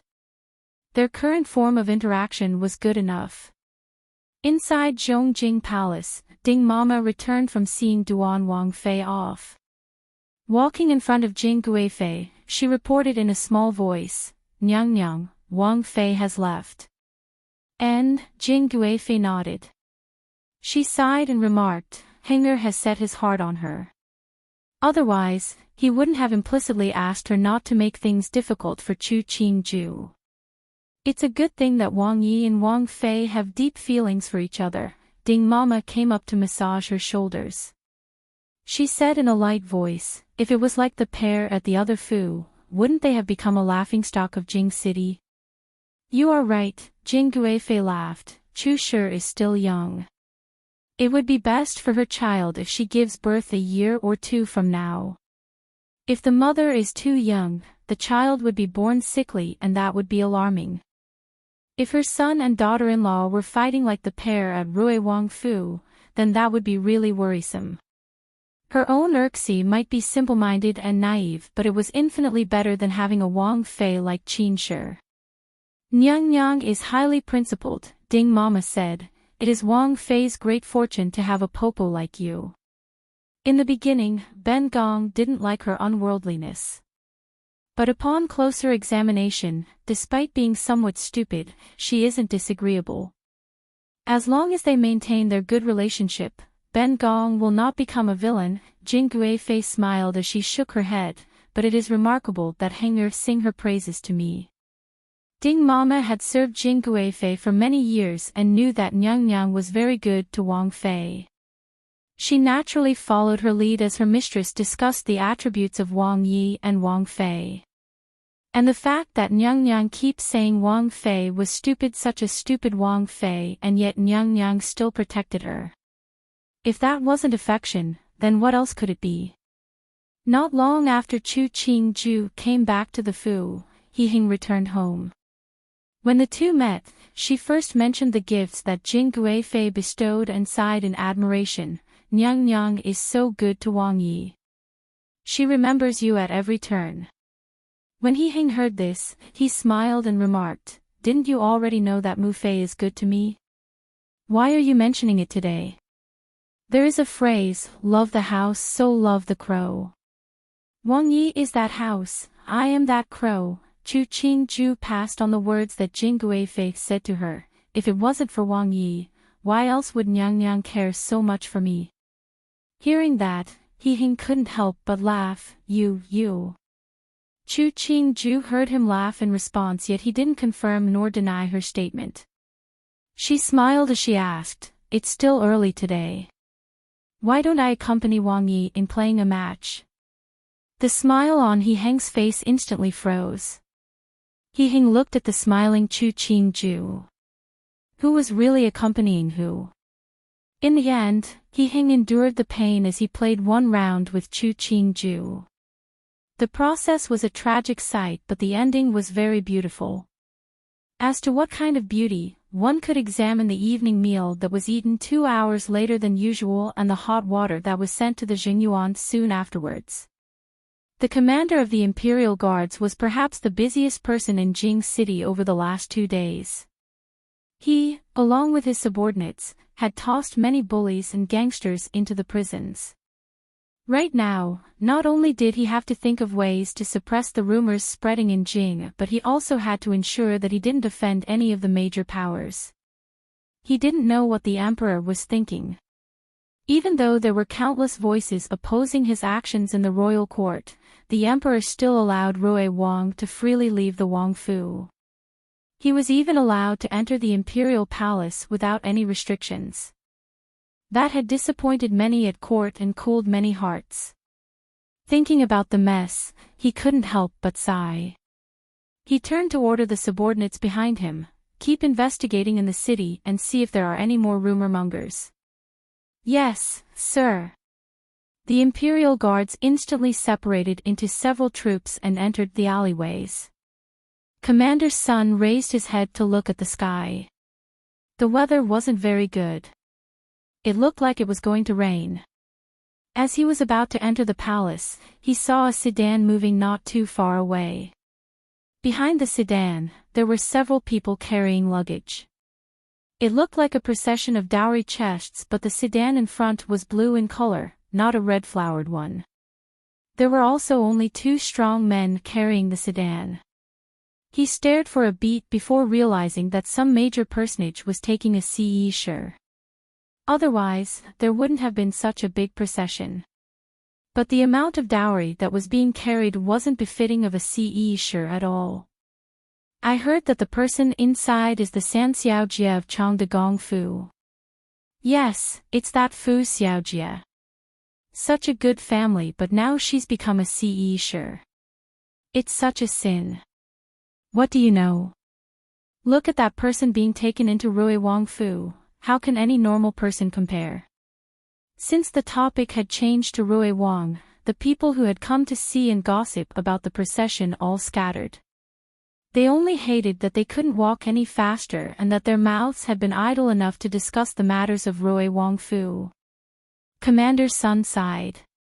He had an irritated expression on his face as he watched the common people ran away.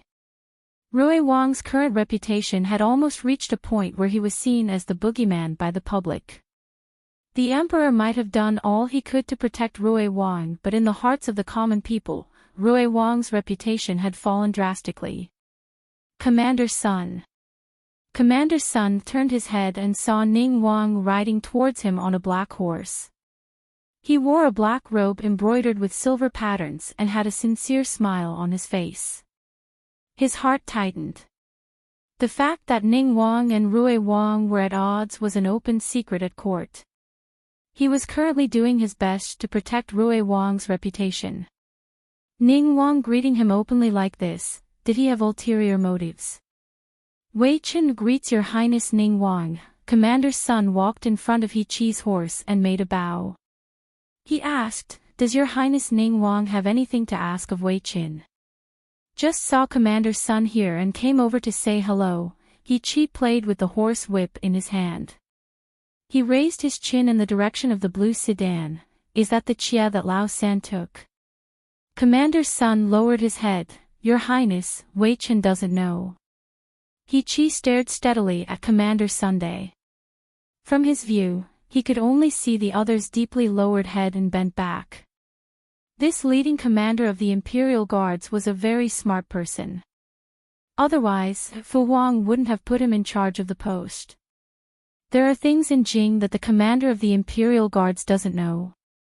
He Chi twirled his horsewhip, looking unconcerned. Lao San is really filial. He knows that Fu Wang's body isn't good now, so he took a chia to flush away the bad luck. This filial love is really moving, don't you think so, Commander Sun? Commander Sun couldn't help but give a dry laugh. His Highness Ning Wang was outwardly complimenting Rui Wang, but everyone could hear the sarcasm. Since when did taking a chia ensure that the bad luck would be flushed away? The father was still ill, but the son didn't hesitate in taking a chia. If a normal person acted this way, it would have been a cause for castigation by others. It was true that Rui Wang shouldn't have acted this way. The emperor was worried about his matter, yet he himself had no qualms about taking a chia. That heart of his was really broad, and as a son, his conduct was truly unfilial. Because the emperor favored him, no one dared to openly criticize him. Consequently, it fell on him, as the commander of the imperial guard, to think of ways to protect Rui Wang. Otherwise, he wouldn't know how to explain the situation to the emperor. After earnestly thinking about it, Commander's son could only give a bark of laughter, whatever Wang Yi says. He was only a little commander of the imperial guards. How can he afford to play word games with the higher-up Wang Yi? Ha! He Chi smiled, turned his horse and trotted away. At Rui Wang Fu, Qin Bai Lu was standing near the gate of drooping flowers, watching the blue sedan being carried into the Shi Suyuan. Her face dark, she said to the Yahuan behind her, "In the end, Wang Yi really did take her in." The Yahuan comforted her, "Wang Fei, Chu Shi is only a Ce Shi who will not be written into the genealogy book. You don't have to worry about that kind of person." "Don't worry." Qin Bai Lu smiled icily. If she was only a normal person, why did Wang Yi go to the Lantern Festival with her? She had fought and vented, but in the end, Wang Yi was still the same and acted even colder to her. At that time, she knew that to Wang Yi, she was no different from any other woman in this fu. Qin Bai Lu's expression became bitter just thinking about it. She had been proud for so many years. Only after she'd married, did she realize a certain man could crush her pride into the ground and grind it to dust. However noble she was as a daughter of the Qin family, how could it ever compare to the status of an imperial son? Chu Yusu, who was currently being hated and envied by Qin Bai Lu, wasn't as well off as the other had imagined. She sat on the bed and looked at the pink bed curtains and blankets. The only thing that was red in color was a pair of burning candles. There were no matrons of honor, no lotuses or peanuts, no red headdresses, not even the exchange of the wine cups. The surroundings were silent. The only people present in the yard were the two Yahuan of the Wang Fu who stood guard outside and the Yahuan who had accompanied her into the room. Yao Shi saw her Xiaojia's face didn't look healthy. She said in a small voice, "Xiaojia, Nubi heard that Wang Yi had set up a few tables in celebration today. He must not have left yet." Knowing that Yao Shi was trying to comfort her, she smiled bitterly and said, "I'm just a Ce Fei. Would anyone of significant status come to such a banquet? With Rui Wang's status, would he be willing to personally receive those who didn't have a prominent status?" She had chosen this road. Whatever ending she got, she asked for it.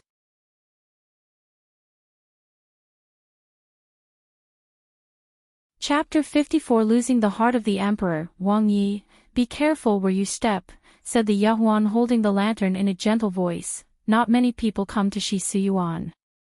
The road isn't easy to walk on.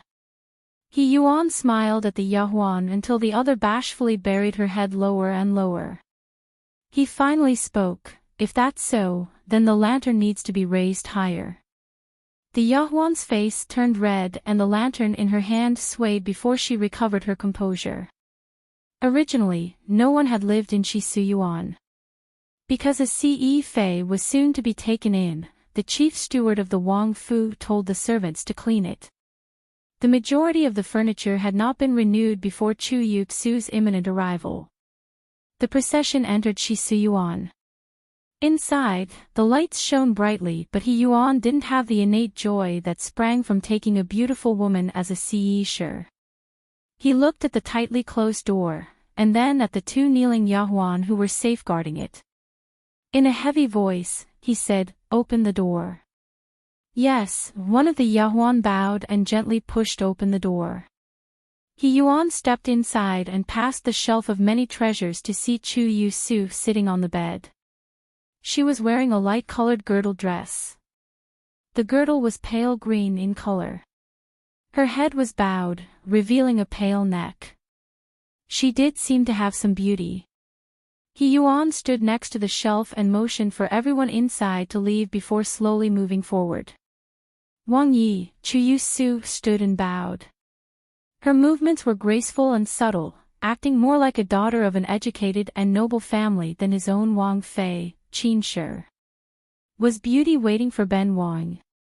He Yuan raised her chin with his index finger, his thumb curling at her lip. Each minute of the spring night is worth 1,000 gold pieces.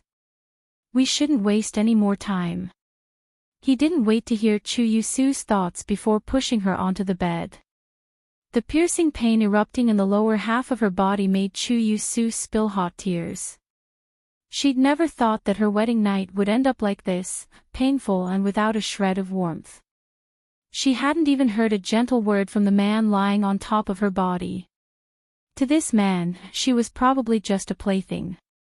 The pain slowly dulled into numbness. She stared wide-eyed at the lotus flowers embroidered on the pink curtains above her head. She wouldn't always be in this position. Chu Qingju had achieved a good life, so why couldn't she? What Chu Qingju could do, she could do also. When Chu Qingju first heard that the Duke of Changde had put Chu Yusu in a blue sedan and sent her off to Rui Wangfu, she was sitting in Jingyuan listening to the flattery of the Kaishi. When she had finished listening to what had happened, she sighed ruefully, such a pity. She might not like Chu Yusu personally, but to send a 15-year-old girl away to be a Chie. It really was a waste of her talent and beauty. Her entire life had been ruined because she had a mother like Liang Shi. The Chiesher sitting below her didn't know what to say in response. They knew that Wang Fei didn't have a good relationship with her maternal family. Her half-sister rushing off to become a Chia of Rui Wang wasn't some glorious event. Should they be outwardly happy that a person Wang Fei disliked became someone's Chia, or sad because Wang Fei's sister had shamed her? Jiang Yongyu glanced at Wang Fei and saw she wasn't angry, yet she wasn't happy. She looked regretful. Jiang Yongyu's thoughts switched tracks and she said, Chia heard that Chu Sanxiaojia is talented and beautiful. No wonder His Highness Rui Wang would fall in love with her. He Yuan was the type of person who saw women as just playthings in his heart. There was no such thing as love in his mind. She smiled helplessly. If it was like that, then this match would have been good. Some people want to be a Chia. Who can stop them? Ping Zijin smiled mirthlessly as she spoke, momentarily forgetting that she too was a Chia. Chu Qingju glanced at her. She felt too lazy to argue and lightly remarked, Ping Shijie should think about her own identity before speaking. She then told the Shijie to leave. When Ping Zijin came out of the Jingyuan, her face still hadn't recovered. Now that she had been demoted from Ce Fei to Shijie, the people who had fawned over her in the past were nowhere to be seen. Even the other Shijie beside her didn't want to talk to her. She hated seeing the disdain Chu Qingju had towards her, but she was helpless. She had no favor and no status. If Chu Qingju wanted to move against her, it would take only a few words. What could she do in return? The news that He Yuan took a Chia quickly spread throughout Jing City. The imperial censors who had already been opposing him redoubled their efforts to impeach him. It seemed as though they would not rest without defeating He Yuan. Even Qing the emperor was angry this time and summoned He Yuan to the palace. He looked at his child kneeling in front of him with a bowed head and thought about his adorableness when he first learned how to talk and walk. His heart softened in an instant. Using a handkerchief to muffle the sound of coughing, he asked a few seconds later, Zhen thought you were young and inexperienced, so Zhen tolerated you at every turn. Who knew that you would commit a thoughtless action? Do you not know the discontent that the entire court feels towards you? Heir Chen only took a woman.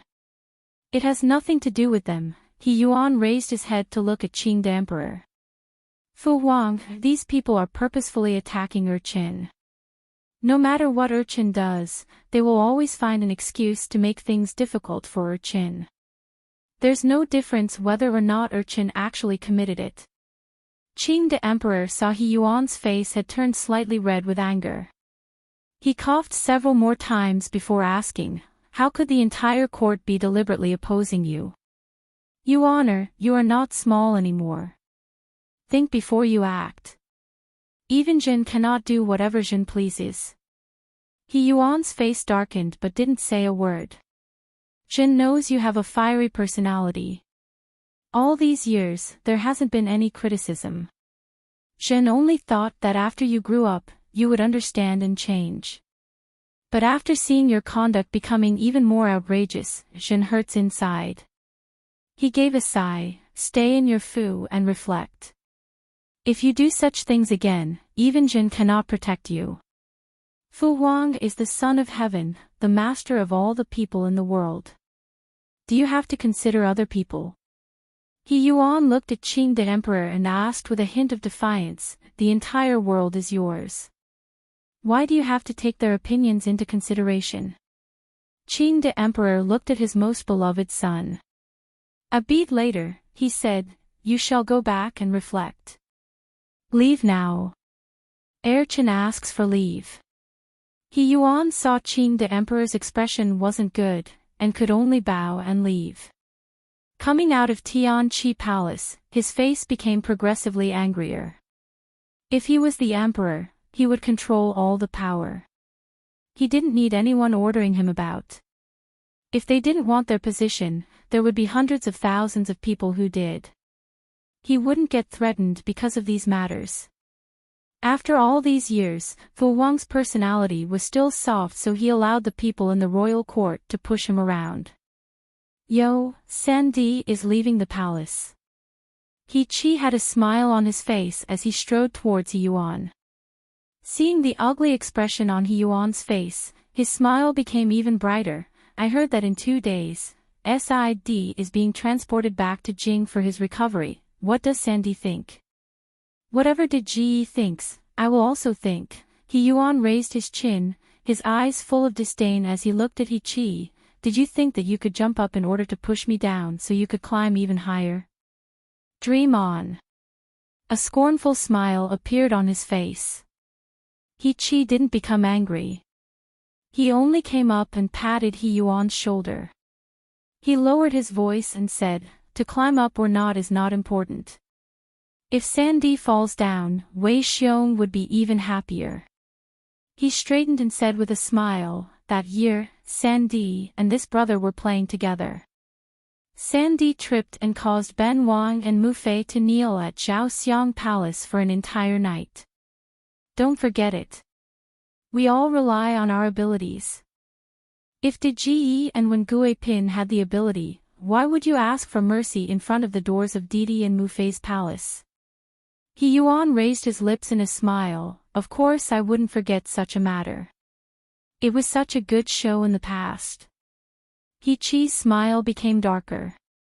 He stared icily at He Yuan. Pray towards the heavens that you would see an entire lifetime of good shows. Did Ji doesn't have to worry about that. He Yuan raised an eyebrow and looked towards the palace gates. Farewell. He Qi watched expressionlessly as He Yuan left the palace and a thin sliver of icy mirth appeared on his face. Arrogant people died quickly. He wondered if the other would be as arrogant at the time of his death. Around the corner, He Hing smiled as he saw his 2 brothers part ways. He turned and said to Ming He behind him, Ben Wang's Di Ji and Sandy have such good relations. To have harmony between sons of the imperial family, it is a lucky event. Ming He responded with a smile. Of course it is a lucky event. He Hing rubbed his chin as he smiled. Remembering that Lao Sai was coming back to Jing in 2 days, he ordered, after returning to the Fu, remember to let Wang Fei prepare some healing and blood-enriching medicines. Ming He acknowledged the words with a bow of his head, realizing that Wang Yi was preparing it for Qing Wang. He said, Wang Yi doesn't have to worry. Nukai remembers that the Fu stores has many rare blood-enriching medicines. Qing Wang will certainly recover quickly. He Heng nodded. He turned and went inside the carriage to return home. At the Fu, he walked towards the Jingyuan to eat the evening meal as was his custom. As he entered the main gate of Jingyuan, he detected the distinct smell of medicine. When he looked around and saw the Jingyuan servants moving back and forth as they sorted out the medicines. It was a busy scene. When the servants saw him, they stopped what they were doing and bowed in greeting. No need to bow, just perform your duties. He Hing went inside the room to see Chu Qingju writing, her head bent. As he moved closer, he saw that she was writing several lists of medicines. All of them seemed to contain good items that would help improve a person's health. Wang Yi has returned. Chu Qingju raised her head to glance at him before returning to her writing, not even bothering to stand for greeting. This is all in preparation for SID. He Hing glanced a few more times at her characters that were only neat, not beautiful. We have a good variety here. There are only 2 months left before the wedding of Si Shu and the girl from the Luo family is held. Chu Qingju put down her pen and scanned the list before saying, originally, Si Shu returning home victoriously and his upcoming marriage was a cause for celebration. Who knew that villains would try to assassinate him? Thankfully, he is in no mortal danger, but what good is that if he doesn't have a healthy body? He Hing just realized that the date of marriage was almost here and the spring examinations were also about to begin. When Fu Wang had sent SID to investigate the case, did he think of SID's impending nuptials? Maybe he did think about it, maybe he didn't. But he was certain of one thing, for He Yuan, Fu Wang could overlook anything.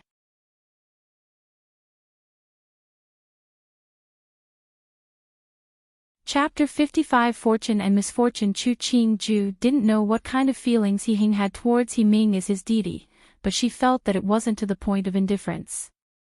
Chu Qingju was only certain that his desire to see He Ming recover and regain a healthy body seemed sincere.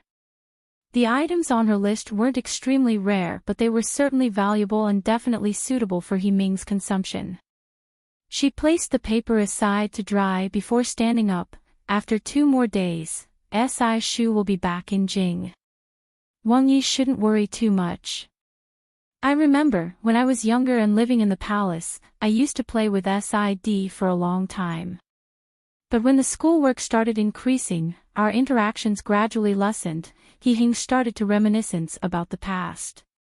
Even though he was not as important as He Yuan in Fu Huang's eyes, He Hing was still treated much better compared to He Qi. Out of his 4 brothers, the most neglected one was He Ming.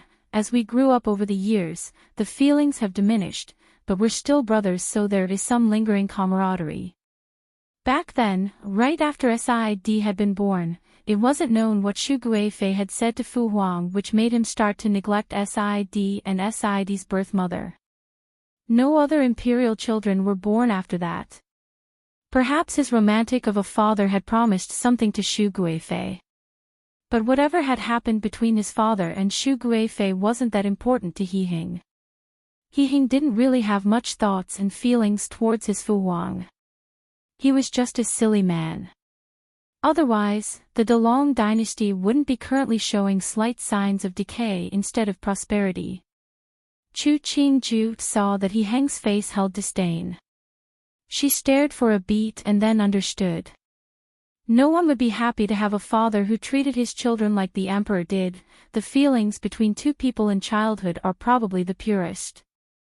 Qingju's words hit me at my heart. He Hing smiled but didn't want to discuss what occurred in the past. He remarked, Lao Sen added a CE shirt to his Fu.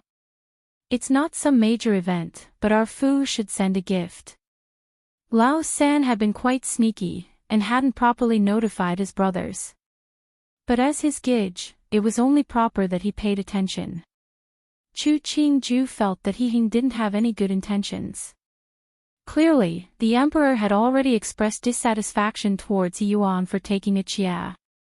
But he just had to say it was a happy occasion. Was it really good to stick a knife in his brother like this? The day after he took the Chia, I had someone deliver a gift. Thinking about how she felt when the news first reached her ears, Chu Qingju couldn't resist sighing. My maternal family is becoming more and more unpresentable. A noble daughter of a duke going to become a Ce Fei of a Wang Fu, and it wasn't even because someone in the palace had made the match. It's such a laughing stock. Why worry over such minor things? You are my wife, therefore you are of my Duan Wang Fu. How Chang Dagong Fu acts has no connection to you. Assuming that Chu Qingju would feel bad because of such a thing, He Hing reiterated his thoughts. You are you. Chang Dagong Fu is Chang Dagong Fu. I won't confuse the two. Chu Qingju saw his face was serious and understood that his words were mostly sincere. At least, he seemed genuine at this moment. And if his attitude somehow changed in the future, well, that wasn't something she could control. Wang Yi treats me well, I know. Leaning her head on his shoulder to disguise the calm in her eyes, like I said before, being able to marry Wang Yi was my good fortune. The women who married He Heng and He Ming would be slightly more fortunate than the other two He brothers. He Chi's wife would be forced to become an obedient steward. Marrying He Yuan would most likely be the biggest challenge in any woman's life. Disregarding the fact that He Ming had an honest and generous personality, He Heng might have a deep and complicated mind, but he didn't have that attitude of He Yuan where he used the bottom of his foot to look at women. This was a lucky happenstance of her time travel. Gently patting the back of the person in his embrace, He Heng felt an unspeakable joy in his heart. It wasn't that he had never seen beautiful women before, and this woman certainly wasn't the most beautiful woman, but he felt that she was a perfect fit for him. Even with her small temper and occasional cheating at Weiqi, in his eyes, that was extremely attractive. Suddenly thinking of the phrase, beauty is in the eye of the beholder, He Heng couldn't help but smile. No one would believe it, and even he was surprised that a man like him could feel that rarest feeling of them all for a certain woman. If he really did fall in love, then wouldn't everyone else in the world be romantics? Maybe it was only because that he felt she was good and thus she appeared beautiful in every way. Maybe after some time, she wouldn't be any different from the other women in the Fu. Loosening his grasp of the woman he embraced, He Heng raised his hand to pinch at her soft earlobe. After Sid returns to Jing, I'll take you to that estate in the suburbs to soak in the hot springs. Chu Qingju gave a smile. That will be wonderful. After a few more days, the apricot, peach and pear flowers will have all bloomed. We could go sightseeing outside the Fu. All right, we'll have them prepare some barbecue. It will be a picnic. He Heng didn't blindly follow the rules. During his leisure time, he enjoyed his life. When Chu Qingju mentioned the blooming flowers, he immediately thought of a picnic. That's a good idea. Chu Qingju clapped her hands. Hot springs, barbecue, flowers. It would be a great experience. He Heng saw her face was full of joy and couldn't help but laugh. Standing guard outside, Ming He, Mu Jin and the others heard the laughter and chatter inside and relaxed in response. As servants, if their owners were happy, their lives became easier. At this time, He Yuan had returned to his Fu, and saw Qin Bai Lu sitting with a crowd of Yehuan and Mama in the garden. His concubines were also kneeling on the ground, including the one he had recently taken, Chu Shi. His mood hadn't lifted and his face became even darker after taking in the scene. He stared coldly at Qin Bai Shuang. Wang Fei, why have you made all these Shirqia kneel here and obstruct Ben Wang's path? The expressions of Qin Bai Lu and the concubines instantly changed. The former because she had just been publicly humiliated, the latter because of the uncaring attitude Wang Yi showed towards them. The gardens became silent. Get lost. What are you all kneeling here for? If you really want to block Ben Wang's path, why don't you all go kneel at the main gate? He Yuan kicked aside the manservant kneeling nearby. He pointed at Qin Bai Lu and berated her. This was a good Wang Fu. Look at what you have done to it. Ben Wang gets bothered just looking at it. Qin Bai Lu knew that Wang Yi may have been reprimanded by the emperor at the palace. Chu Shi was the one who caused all this trouble, but he raged at her instead. Her heart felt ill just thinking of it. She lowered her head to glare at Chu Yutsu standing close by. Barely suppressing the rage inside, she said in a somewhat gentle tone, Wang Yi doesn't have to get so angry. You were just taking a chia. Fu Huang certainly wouldn't be angry at you because of that. Are you allowed to surmise Fu Huang's thoughts? He Yuan's face darkened. As He Yuan thought about Fu Huang's eyes when he had admonished him, he felt that his own rage was unsightly. Turning, he saw Chu Shi standing submissively on the sidelines and said, "Chu Shi, come with Ben Wang. Everyone else scatter."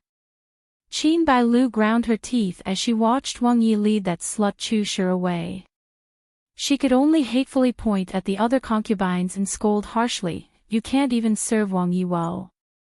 What's the use in keeping all of you here? Leave." The Shijie who became Wang Fei's punching bag hastily retreated. They hated how unkind Wang Fei was and also hated Chu Shi for her trickery. These days, Wang Yi was constantly spending the night at Chu Shi's place. Was there any room for them to survive? Chu Yusu wasn't being tenderly loved like they all imagined. He Yuan's actions against her were brutal and merciless. To him, she was nothing more than a plaything, something used to vent his anger and desires on. He loved tormenting her, but she couldn't speak of it. Every morning when she woke up, she looked at the bruises on her body and then at the valuable items He Yuan bestowed upon her. She felt both humiliated and resentful. She hated the heavens for being unfair and He Yuan for his cruelty. After suffering through another round of He Yuan's venting, he stood up and left, leaving her to lie alone on the spacious bed. For some strange reason, Chu Yusu thought of Chu Qingju as she heard Yao Shi murmuring and sobbing. What was she doing now? Was she sleeping in an embrace with Duan Wang or sleeping soundly alone in a soft large bed? "Juzi, Nubi will get you a bath." Yao Shi looked at her mistress, her face looking vacant as if she had lost her soul. Her voice rose in pitch as she repeated her words, "Juzi, Nubi will get you a bath." "Yao Shi, what do you think De Jia is doing right now?" Chu Yusu woodenly stood up and allowed Yao Shi to support her into the bathtub. Yao Shi stilled and she responded a beat later, "It's late now. She is probably preparing to sleep."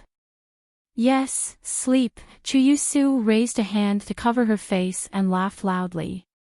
Chu Qingju let the servants put away the qi board and insatiably said to He Hing, "Wang Yi, don't you think that my weiqi skills have improved a lot?" He Hing's expression faltered briefly, and improved a lot. "It's all due to Wang Yi's efforts." Chu Qingju walked up to him and kissed his cheek, then, "We'll continue to play next time." He Hing touched the spot she'd kissed before picking her up and carrying her to the bed. "Qingju makes me happy. I will certainly make Qingju satisfied in return."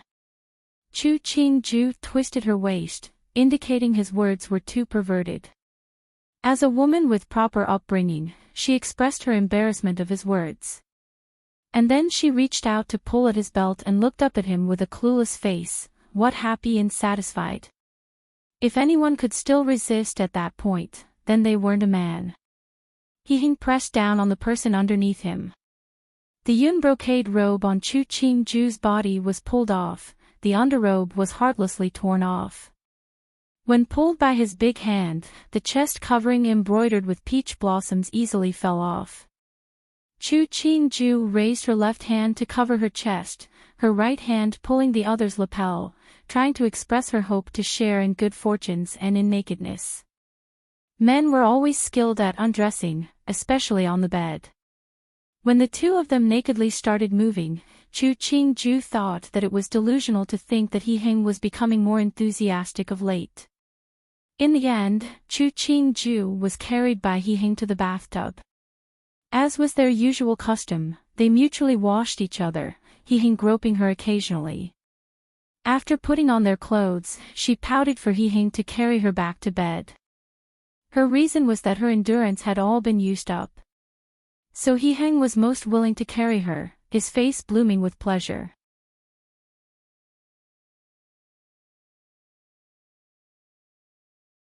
Chapter 56 Schemes of Brothers. On the day He Ming returned to Jing, the city was enveloped in a light rain. He was half lying inside the carriage, listening to the sound of rain outside. His face looked pale as he lifted up the curtain. He smiled indifferently as he saw the city gate looming closer. As the carriage drew up near the gate, he saw Ji and Ji sitting astride on their horses. Behind them, several officials stood nearby, waiting to welcome him back to Jing. He motioned for the carriage to stop and moved to step out. CD is wounded, don't get up. He Hing rode his horse forward, smiling as he prevented He Ming from coming down to bow. He dismounted, cupping one hand over his other fisted hand. CD has suffered this time. RGE's words are an exaggeration. I failed in accomplishing the duty Fu Huang asked of me. I'm extremely embarrassed, nonetheless. He Ming still made a bow in front of the carriage. His face had an expression of shame. To hear that Fu Huang is worried about it makes Urchin unfilial. You were fulfilling your duty. It was the bad intentions of others that ruined the mission. What does that have to do with you? He Hing smiled. Fu Huang requested that Ji and I receive you before returning to the palace to report. CD, you can rest your heart. Thanks to Ji. He Ming made a bow towards He Chi before sitting back properly inside the carriage. The driver carefully put the curtain down and waited for Ning Wang and Duan Wang to move first. He Hing got on his horse and moved towards the still-mounted He Chi. He looked at the carriage waiting behind him and said to He Chi, Ji, we should go. And He Chi nodded and remarked as if he was both concerned and relieved, CD looks much thinner. He must have had a hard time on the road. He Hing nodded in agreement. He switched topics. After a few more days, the examinations start. When the spring examinations end, it would be SID's big day. At that time, us brothers should have a good celebration. Naturally, we will celebrate. He Chi gave a bright laugh, and fell silent for the rest of the journey. When He Ming went to see Qing the Emperor, he was given some medicine before he left Tian Qi Palace. And Gui Pin shed many tears when she saw He Ming appear in front of her. After listening to his Mufei narrate the events that recently occurred in Jing City, He Ming smiled as he assured her, Mufei no longer needs to worry. This is a good thing. At least Urchin could close the Fu by using my recovery as an excuse. That way, I would not be drawn into their business. And Gui Pin heard this and her face suddenly changed. Minger, did you, checking that no one else was in the room? He Ming lowered his voice. Those assassins seemed to have no intentions of harming Urchin. They were only targeting Right Minister Wei. Chen's wounds may look dangerous but they didn't hit any critical parts. So Mufei doesn't have to worry too much. And Gui Pin wiped away her tears as she hatefully declared, He Chi and He Yuan are intolerable.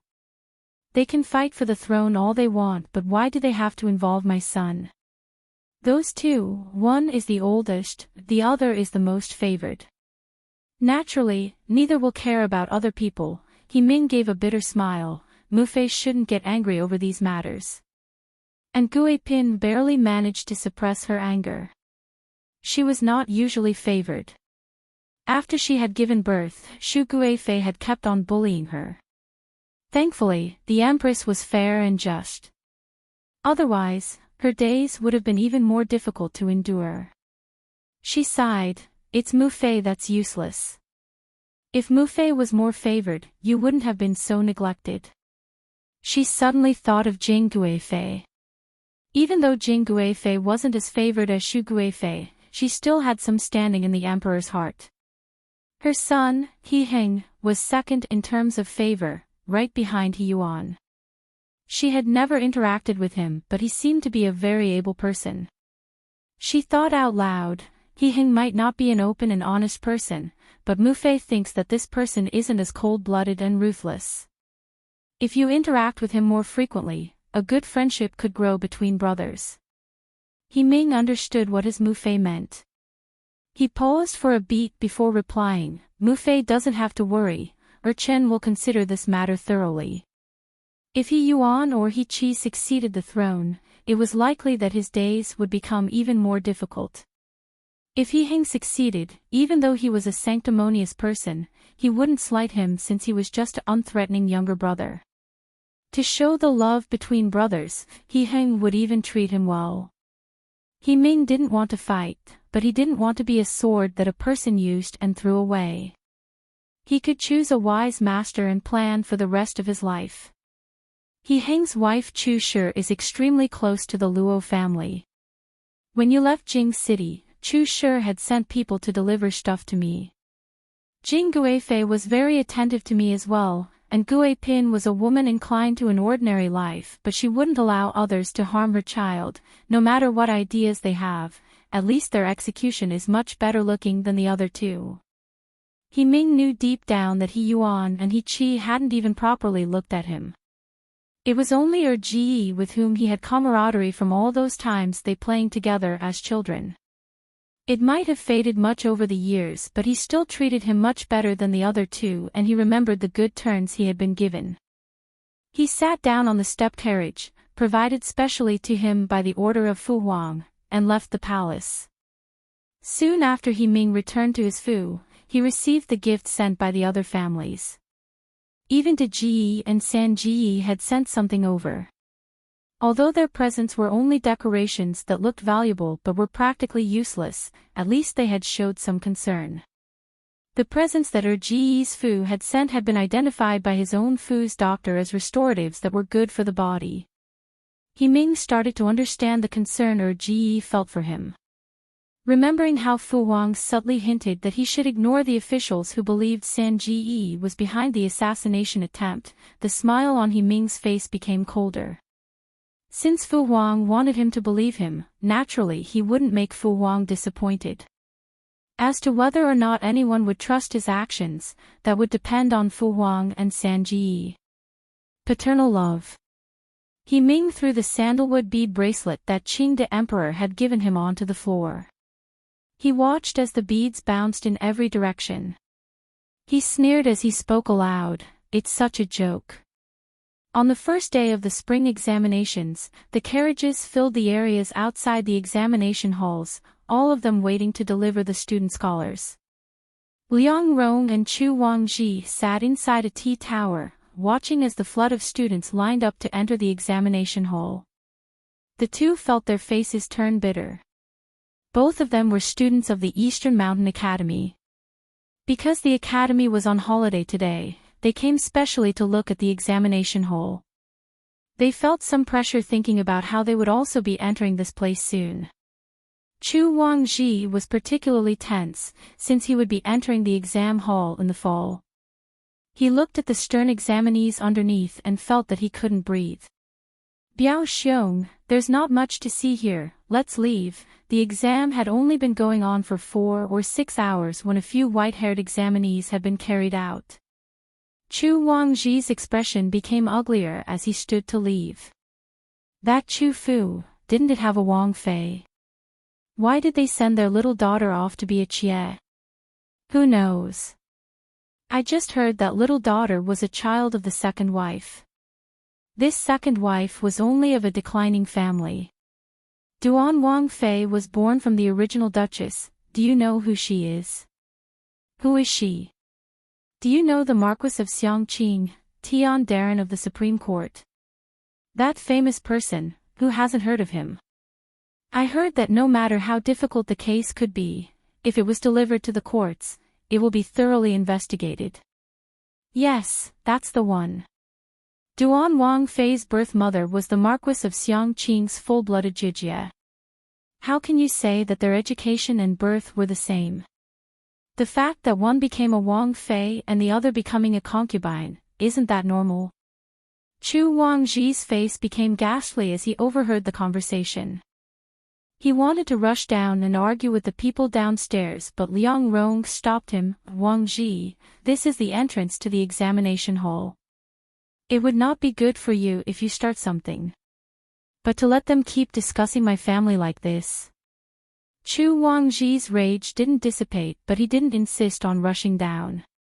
If the matter became public, it might affect him later on if he went into politics. Liang Rong looked at the surroundings before lowering his voice to advise, right now, they are just having a good time.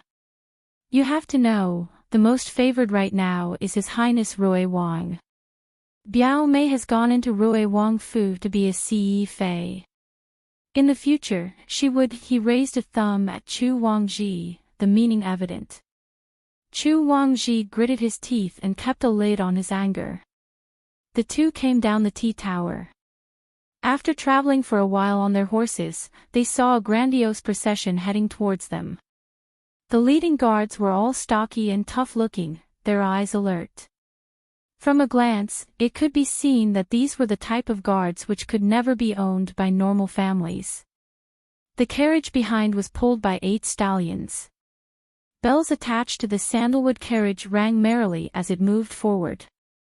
The two could only yield the right of way. When the carriage came closer, they saw that the carriage was imprinted with the symbol of Duan Wang Fu. Chu Wangji's face darkened, but he could only helplessly lower his head to show his respect to the Wang Fu. After Duan Wang Fu's carriage traveled further ahead, the two continued to proceed. Liang Rong asked with some confusion, "That's the direction heading out of the city. Duan Wang Fu is taking this many carriages, I wonder where they are going." Was the family of Duan Wang really heading out to relax at this important time? Who knows what these Wang Yi want to do? Chu Wangji's tone wasn't friendly. He turned to look in the direction the Duan Wang Fu carriages took. He paused before noting, "I heard that Duan Wang Yi had a hot spring estate in the suburbs. The flowers bloom early on that mountain. They must be going sightseeing." Chu Wangji was born to a duke and knew more than Liang Rong. He was pretty clear and knowledgeable about the more important properties the Wang Yi and Jing owned in the suburbs of the city. Going out to play. Right now, the wounded Right Minister Wei and Qing Wang had both returned to Jing after the attempted assassination. Ning Wang and Rui Wang were engaged in a white-hot battle, and Duan Wang had the leisure to go on holiday. Liang Rong felt his head wasn't able to process it at all. At this time, wasn't he supposed to take advantage? What did avoiding it mean? The play was going to start, but Duan Wang had done such an action. How would the Darren engaged in conflict at Jing endure? Inside the carriage, Chu Qingju, her hair in a simple hairstyle, leaned on the soft cushions as she asked, "Wang Yi is really leaving Jing like this?" He Hing smiled calmly at her. "Didn't Qingju want to soak in the hot springs? The weather is just perfect." Chu Qingju giggled, turning to burrow into his embrace. "Wang Yi treats me so well." Her words sounded so fake to He Hang's ears. He smiled helplessly as he explained, "At this time, Jing City would certainly fall into a storm because of SID and the rankings from the spring examinations. Ben Wang isn't interested in these things. It's better to stay away and find some peace." Chu Qingju looked at his face, and strangely, on his face, the words two-faced were written there. Did he really believe she never heard the story of the mantis stalking the locust, unaware of the oriole behind it?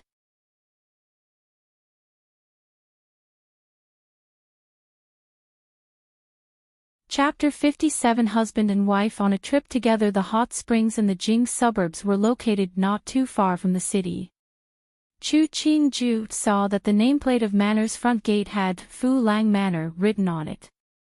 Releasing the curtains, she commented to He Hing sitting beside her, "This name is popular and literary. The meaning is very good. And this property was bequeathed by Fu Huang, and Mu Fei named it." He Hing tilted his head to smile. "After entering this gate, we would be traveling for quite a while before reaching our residence. There are many crops planted here. Some off-season fruits and vegetables can only be grown near the springs. Much of our Fu's fruits come from this manor." The intelligence of the ancients were, as expected, endless. They didn't have any plastic tarps or greenhouses to plant vegetables. Instead, they used the aid of nature to grow the food that shouldn't be in season. And their produce were a lot more natural compared to those that grew in the greenhouses. There's a patch of peach and pear blossoms blooming right now on the mountain. After we rest today, I'll accompany you there tomorrow. He saw her face was full of admiration and his smile became more visible. Baiyun Mountain is very close by. If we have the time, we should go see the Five Estates Monastery at the peak. Baiyun Mountain Five Estates Monastery. Chu Qingju felt the name sounded familiar but couldn't recall where she had heard it. It probably wasn't anything important. Otherwise, she would have remembered it.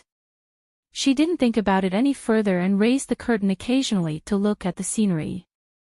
The road had been constructed well. It was completely paved with black stone. Large trees were planted beside the road.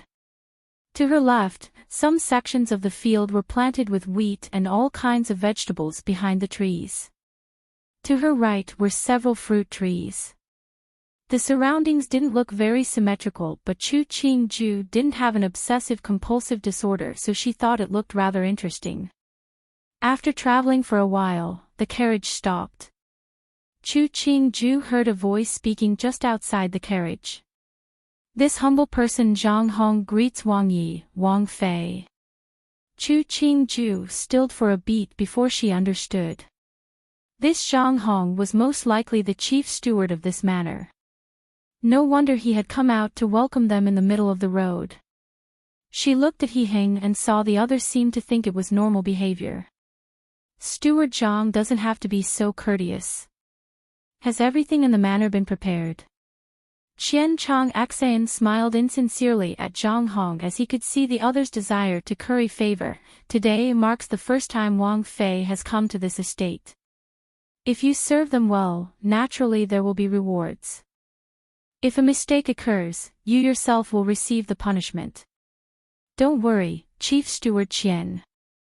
Us humble people will serve well, and wouldn't be remiss in any way. Zhang Hong didn't expect Wang Yi or Wang Fei to pay any attention to him. He smiled as he retreated to join the other stewards. Hot water and food have already been prepared on the mountain. It cannot compare to the food, but it wins at having more of a wild taste.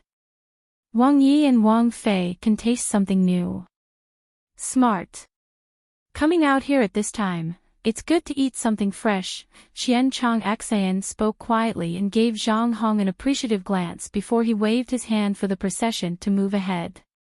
As they watched the train of carriages depart, the steward behind Zhang Hong asked, Chief Steward Zhang, what should we do now? Do now. Hurry and keep up. If any of the people down there do something wrong, we will all be affected. Zhang Hong's fawning manner instantly disappeared and he glared at the speaker. He started chasing after the carriages. The other stewards stared at each other. Wang Yi didn't usually come to the manor. They didn't know the preferences of Wang Yi and Wang Fei. But seeing how tense the chief steward was, they also started running. After the carriage had stopped for the second time, Chu Qingju finally saw the gate of the main building on the property. The building wasn't as grand as the Wang Fu, but it had its own sense of style. It was very exquisite, especially the three-level tower located behind it. Chu Qingju couldn't help but look at it more closely. If you like the Jade Cloud Tower, we could live in there for the next few days. He Heng smiled as he suggested, beside Jade Cloud Tower is the Hot Springs Pavilion. A white jade pool has been constructed there. It's very easy to soak in there. Chu Qingju nodded, great. A better view of the scenery can be seen from the top of the tower. After hearing that Wang Fei and Wang Yi wished to live in Jade Cloud Tower, the servants moved everything over. They lit the fragrances, the copper beast stoves and other things in order to heat up the building so that their owners would be warm and happy. Chu Qingju let He Heng accompany her as she walked around the main building of the estate. She found that the carvings and the halls of this estate were finely crafted and held hints of the construction style of Jiangnan. She even saw a hot stream winding its way through the property. It must have been constructed using the water from the hot springs. Chu Qingju felt that the hot springs that called themselves emperor-level treatment in her previous life were just weaklings compared to what was before her eyes. Look at this hot spring estate that a Wang Yi had. If it was like this, how much grander would the emperor's one be? This property is slightly small, but it is very exquisite. It's fine to come out here occasionally. He Hing didn't have much interest in the flora and fauna of the estate. He held Chu Qingju's hand and walked slowly towards Jade Cloud Tower. Over the years, I've only come here once or twice and I haven't had the chance to take a good look around the place. Then Wang Yi has to stay here with me and play for a few days. Even though Chu Qingju knew he had no intention of interfering with court matters, she still added, it's just that this is very far for Wang Yi to go to court. He Hing smiled, that's fine. I don't have many matters to deal with nowadays. After I attend court, I'll come back here to keep you company. As he thought of the prearranged events in Jing City, the smile on his face dimmed. I'll also use the carriage. Even if I have to wake up earlier than usual, I could nap inside whilst traveling. Chu Qingju laughed at him for being lazy and He Hing pinched her cheek in retaliation. The two held hands as they played the entire way. The servants passing by all lowered their heads, not daring to look at their faces directly. After the noon meal, the two took a nap before rising and prepared to take a walk outside. Chu Qingju sat in front of the mirror and watched Yuzan familiarly style her hair. She ordered, these days, you don't need to take as much care with the hair ornaments. Over here, there's no need to show my status. Yuzan nodded in response. She picked up the hairpins for Chu Qingju and chose a pale yellow short dress for her to wear. Chu Qingju tilted her head as she looked at herself in the mirror. There was a hint of the style of the women of Jiangnan. She smiled and complimented, Yuzan's hands are so clever. As she spoke, she rewarded each of the 40 Yahuan who'd accompanied her when she married with a pearl-encrusted hairpin.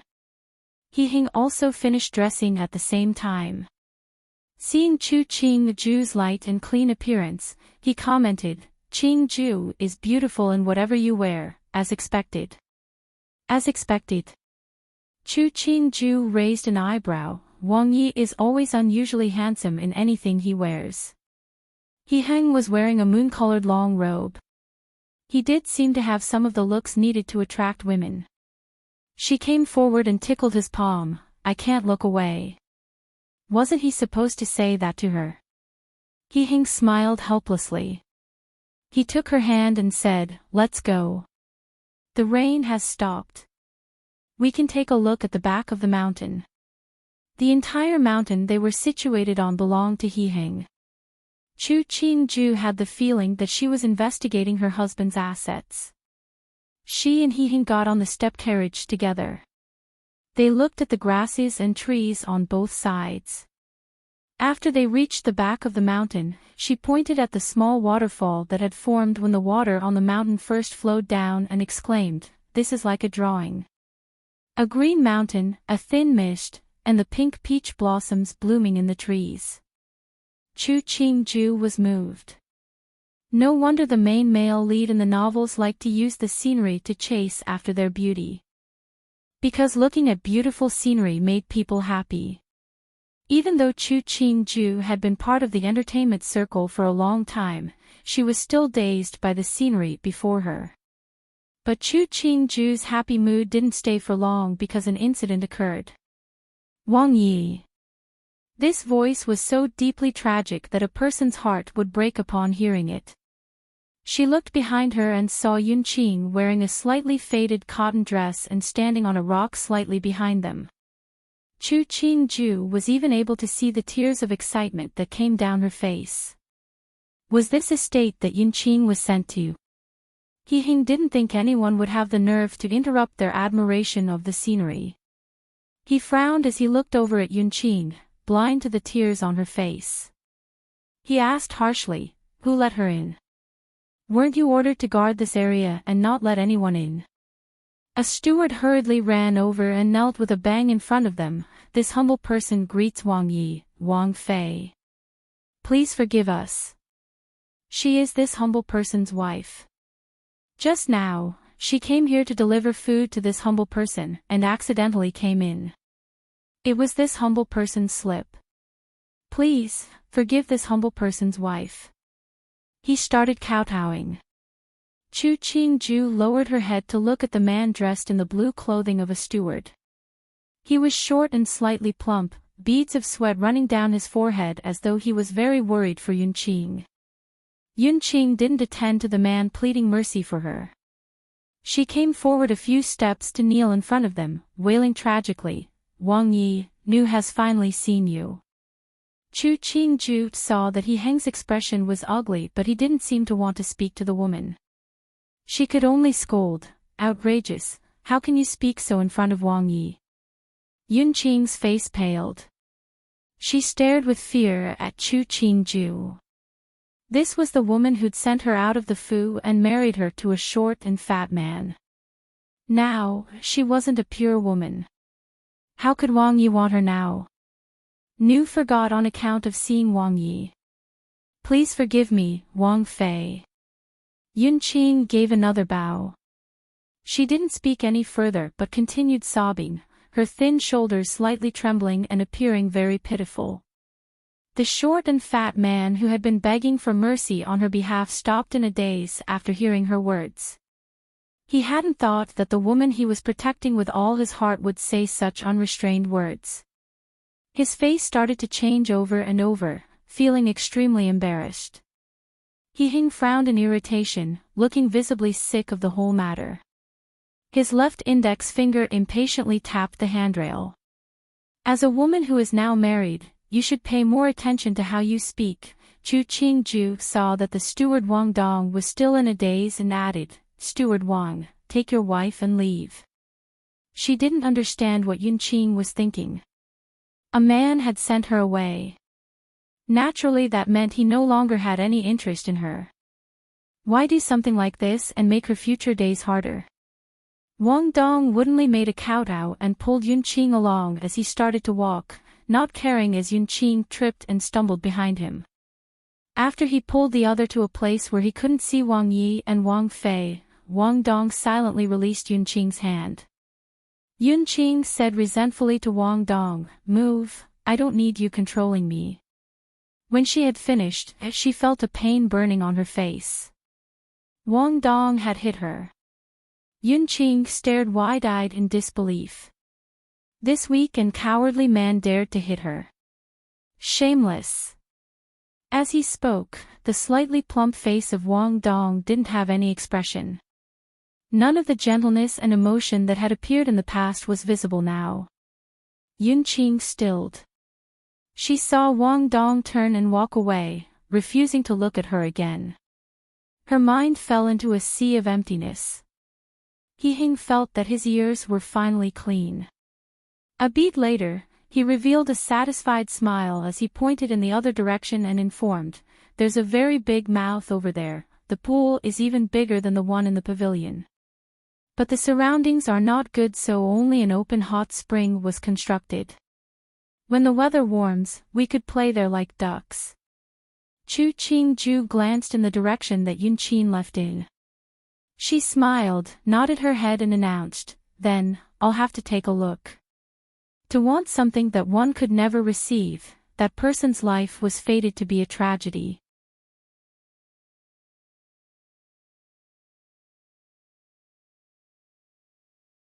Chapter 58 Assassination. It was not a secret that Qing Wang had been wounded in the arm by the assassins. Even though the wound had healed, but the Tai said there may be remaining symptoms. When it was winter, there would be unbearable pain. So the imperial doctors gave a suggestion that Qing Wang soak in the hot springs whenever he was free. This would be of benefit to his bones. But He Ming didn't have many properties in the first place, and he didn't have any hot springs. Just at that time, he coincidentally heard that Ji had gone to his estate to soak in the hot springs. He instantly clapped his hands, and personally sent an invitation expressing that he wanted to go to the hot springs at Fu Lang Manor. This move, in the eyes of others, might have been a coincidence, but in the eyes of those using their heads, it held a different meaning. They understood that His Highness Qing Wang had returned for a few days to Jing, but why didn't anyone already suggest the hot springs earlier, but only at this sensitive time? Suspicions could only remain suspicions. Qing Wang wasn't participating in the battle for the throne, he wasn't usually a brave person. No one at the court cared about him, putting their focus on the rankings from the spring examinations and the criminal behind the assassination incident. As to the victim that had been nearly assassinated, because the emperor didn't place any importance, he was simultaneously overlooked. He Hing had received He Ming's missive at the palace gate. The characters that He Ming wrote on the paper were like him, proper, straightforward and regular. It didn't have any style, but no one would dislike it. He Hing gave the missive to Ming He, go personally to Qing Wang Fu, say that Ben Wang, as his elder brother, will always welcome his deity. Ming He nodded, turning and getting on a horse. He sped up as he made his way to Qing Wang Fu. He Hing looked in the direction that Ming He left in. He raised his head to look at the sky. Frowning, he said, "This sky doesn't look very pleasant, the mist has come in so early. We should head back to the manor early." Qian Chang Xian came forward to put down the curtain of the carriage that He Hing was sitting in. Turning his head, he sent a look at the guard driving and indicated for him to leave quickly. When the carriage trotted its way out of the city gates, the mist had already become thicker. Even the sky was dark and heavy. Occasionally, bursts of cold wind blew by. Qian Chang Xian rubbed his arms and inhaled a breath. This cold snap was too strong, today was much colder than the previous days. He looked carefully at the road ahead, suddenly seeing the grass on the side of the road moving. He indicated for the carriage to stop. Before the carriage had completely stopped, he flipped off to stand in front of the entrance the carriage, shrieking, "Guards!" This high-piercing shout rang out in the mist and caused the guards to shudder. When they managed to react, they saw almost 20 men wielding large blades leaping out of the grass, heading straight and chopping at Wang Ye's carriage. Arrows flew out of the woods randomly. It was lucky that there was a layer of iron on inside the carriage. Qian Chang Xian had closed the door to the carriage in time so those arrows all dropped outside the carriage, but one arrow, taking advantage of that moment Qian Chang Xian was shutting the door, quickly pierced inside. "Come protect Wang Yi." Qian Chang Xian unsheathed the large blade that the driver had on his back, guarding against the assassins that were heading to the side of the carriage. The guards knew very clearly if something did happen to Wang Yi, they didn't need to live. They could only grit their teeth and fight. If they didn't die, a good life awaited them. If they died, it was showing their loyalty to the very end. Because no one had expected that someone would dare to assassinate a Wang Yi on the main road, He Hing hadn't taken many guards with him. After a period of time, the situation turned for the worst. Commander Sun felt that he had definitely offended the gods this year. He had just taken the Imperial Guards for a casual patrol in the Jing suburbs and he could encounter an assassination attempt. The target also had to be His Highness Duan Wang. When he saw the scene, his eyes nearly popped out of their sockets. He hurriedly sent his subordinates to help. The assassins hadn't expected that the Imperial Guards who preferred to patrol inside the city would appear here, quickly retreating. The only thing they left were a few corpses that had been killed by the guards. Wei Chen was late in protecting. "Has Your Highness Duan Wang been wounded?" Commander Sun saw the assassins retreat and waved his hand to let the subordinates give chase, he himself getting off the horse and kneeling on one knee in front of He Hang's carriage. Qian Chang Xian also got off the carriage, kneeling in front as well. "It was us that was useless," and startled Wang Yi. The door to the carriage slowly was pulled open. He Hing walked out under the worried and fearful looks of everyone present. Qian Chang Xian looked at the sleeve of his right hand which had been dyed crimson with blood. He was so afraid his legs were soft. "Wang Yi, you were wounded." When Commander Sun heard the words, the sweat on his forehead started to flow down. He raised his head to take a look and saw that the sleeve of Duan Wang's left hand was completely drenched in red, his right hand holding an arrow speckled with blood. Just a graze, it didn't reach the bones. Finishing, he gave the arrow to Qian Chong Xan. This arrow was left behind by the assassins that wounded Ben Wang. Hopefully this will be helpful to Commander Sunday. Commander Sun received the arrow from Qian Chong Xan. He found that it was a very normal arrow, the arrowhead made from normal iron, and there were no special attributes about the feathers at the end of the arrow. Wang Yi, please do not worry. Wei Chen will definitely investigate this matter thoroughly. Finishing, Commander Sun let his subordinates take away the corpses on the ground. He picked up the remains of the blades and the scattered arrows, hoping to find a clue from those pieces. By this time, Ming He had caught up from the city, and found that Wang Yi had nearly been assassinated and was wounded. He could only turn his head around to the Imperial Hospital to find a Tai. After Commander Sun left, He Hing allowed the servants to give a makeshift treatment to his wound. He announced to the people present, "Today, everyone here will be rewarded according to their deeds. The fact that Ben Wang could leave here safely is all due to your efforts." The guards bowed in thanks, their hearts beating faster. Wang Yi hadn't punished them because of being wounded from the assassination but had rewarded them. It didn't waste their efforts in fighting with their lives. After He Hing returned to sit inside the carriage, he covered his wound, his face not showing any of the fear and anger after being attacked by an assassin. Climbing up from the hot spring, Chu Qingju put on new clothing and felt her back strangely become cold. She walked back into the inner room, asking Mu Jin and the others who had been standing guard outside, "Has Wang Yi returned to the manor?"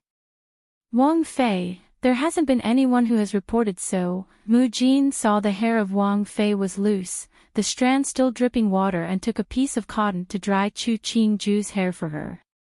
After just a few wipes, she saw Huang Yang rushing in. Seeing that she was drying her hair, he hesitated before reporting, "Wang Fei, Nukai has heard that Wang Yi was attacked. He's coming back to the estate now." "Attacked?" Chu Qingju's voice rose. She stood, saying, "Follow me to take a look." Finishing, she rushed out the door.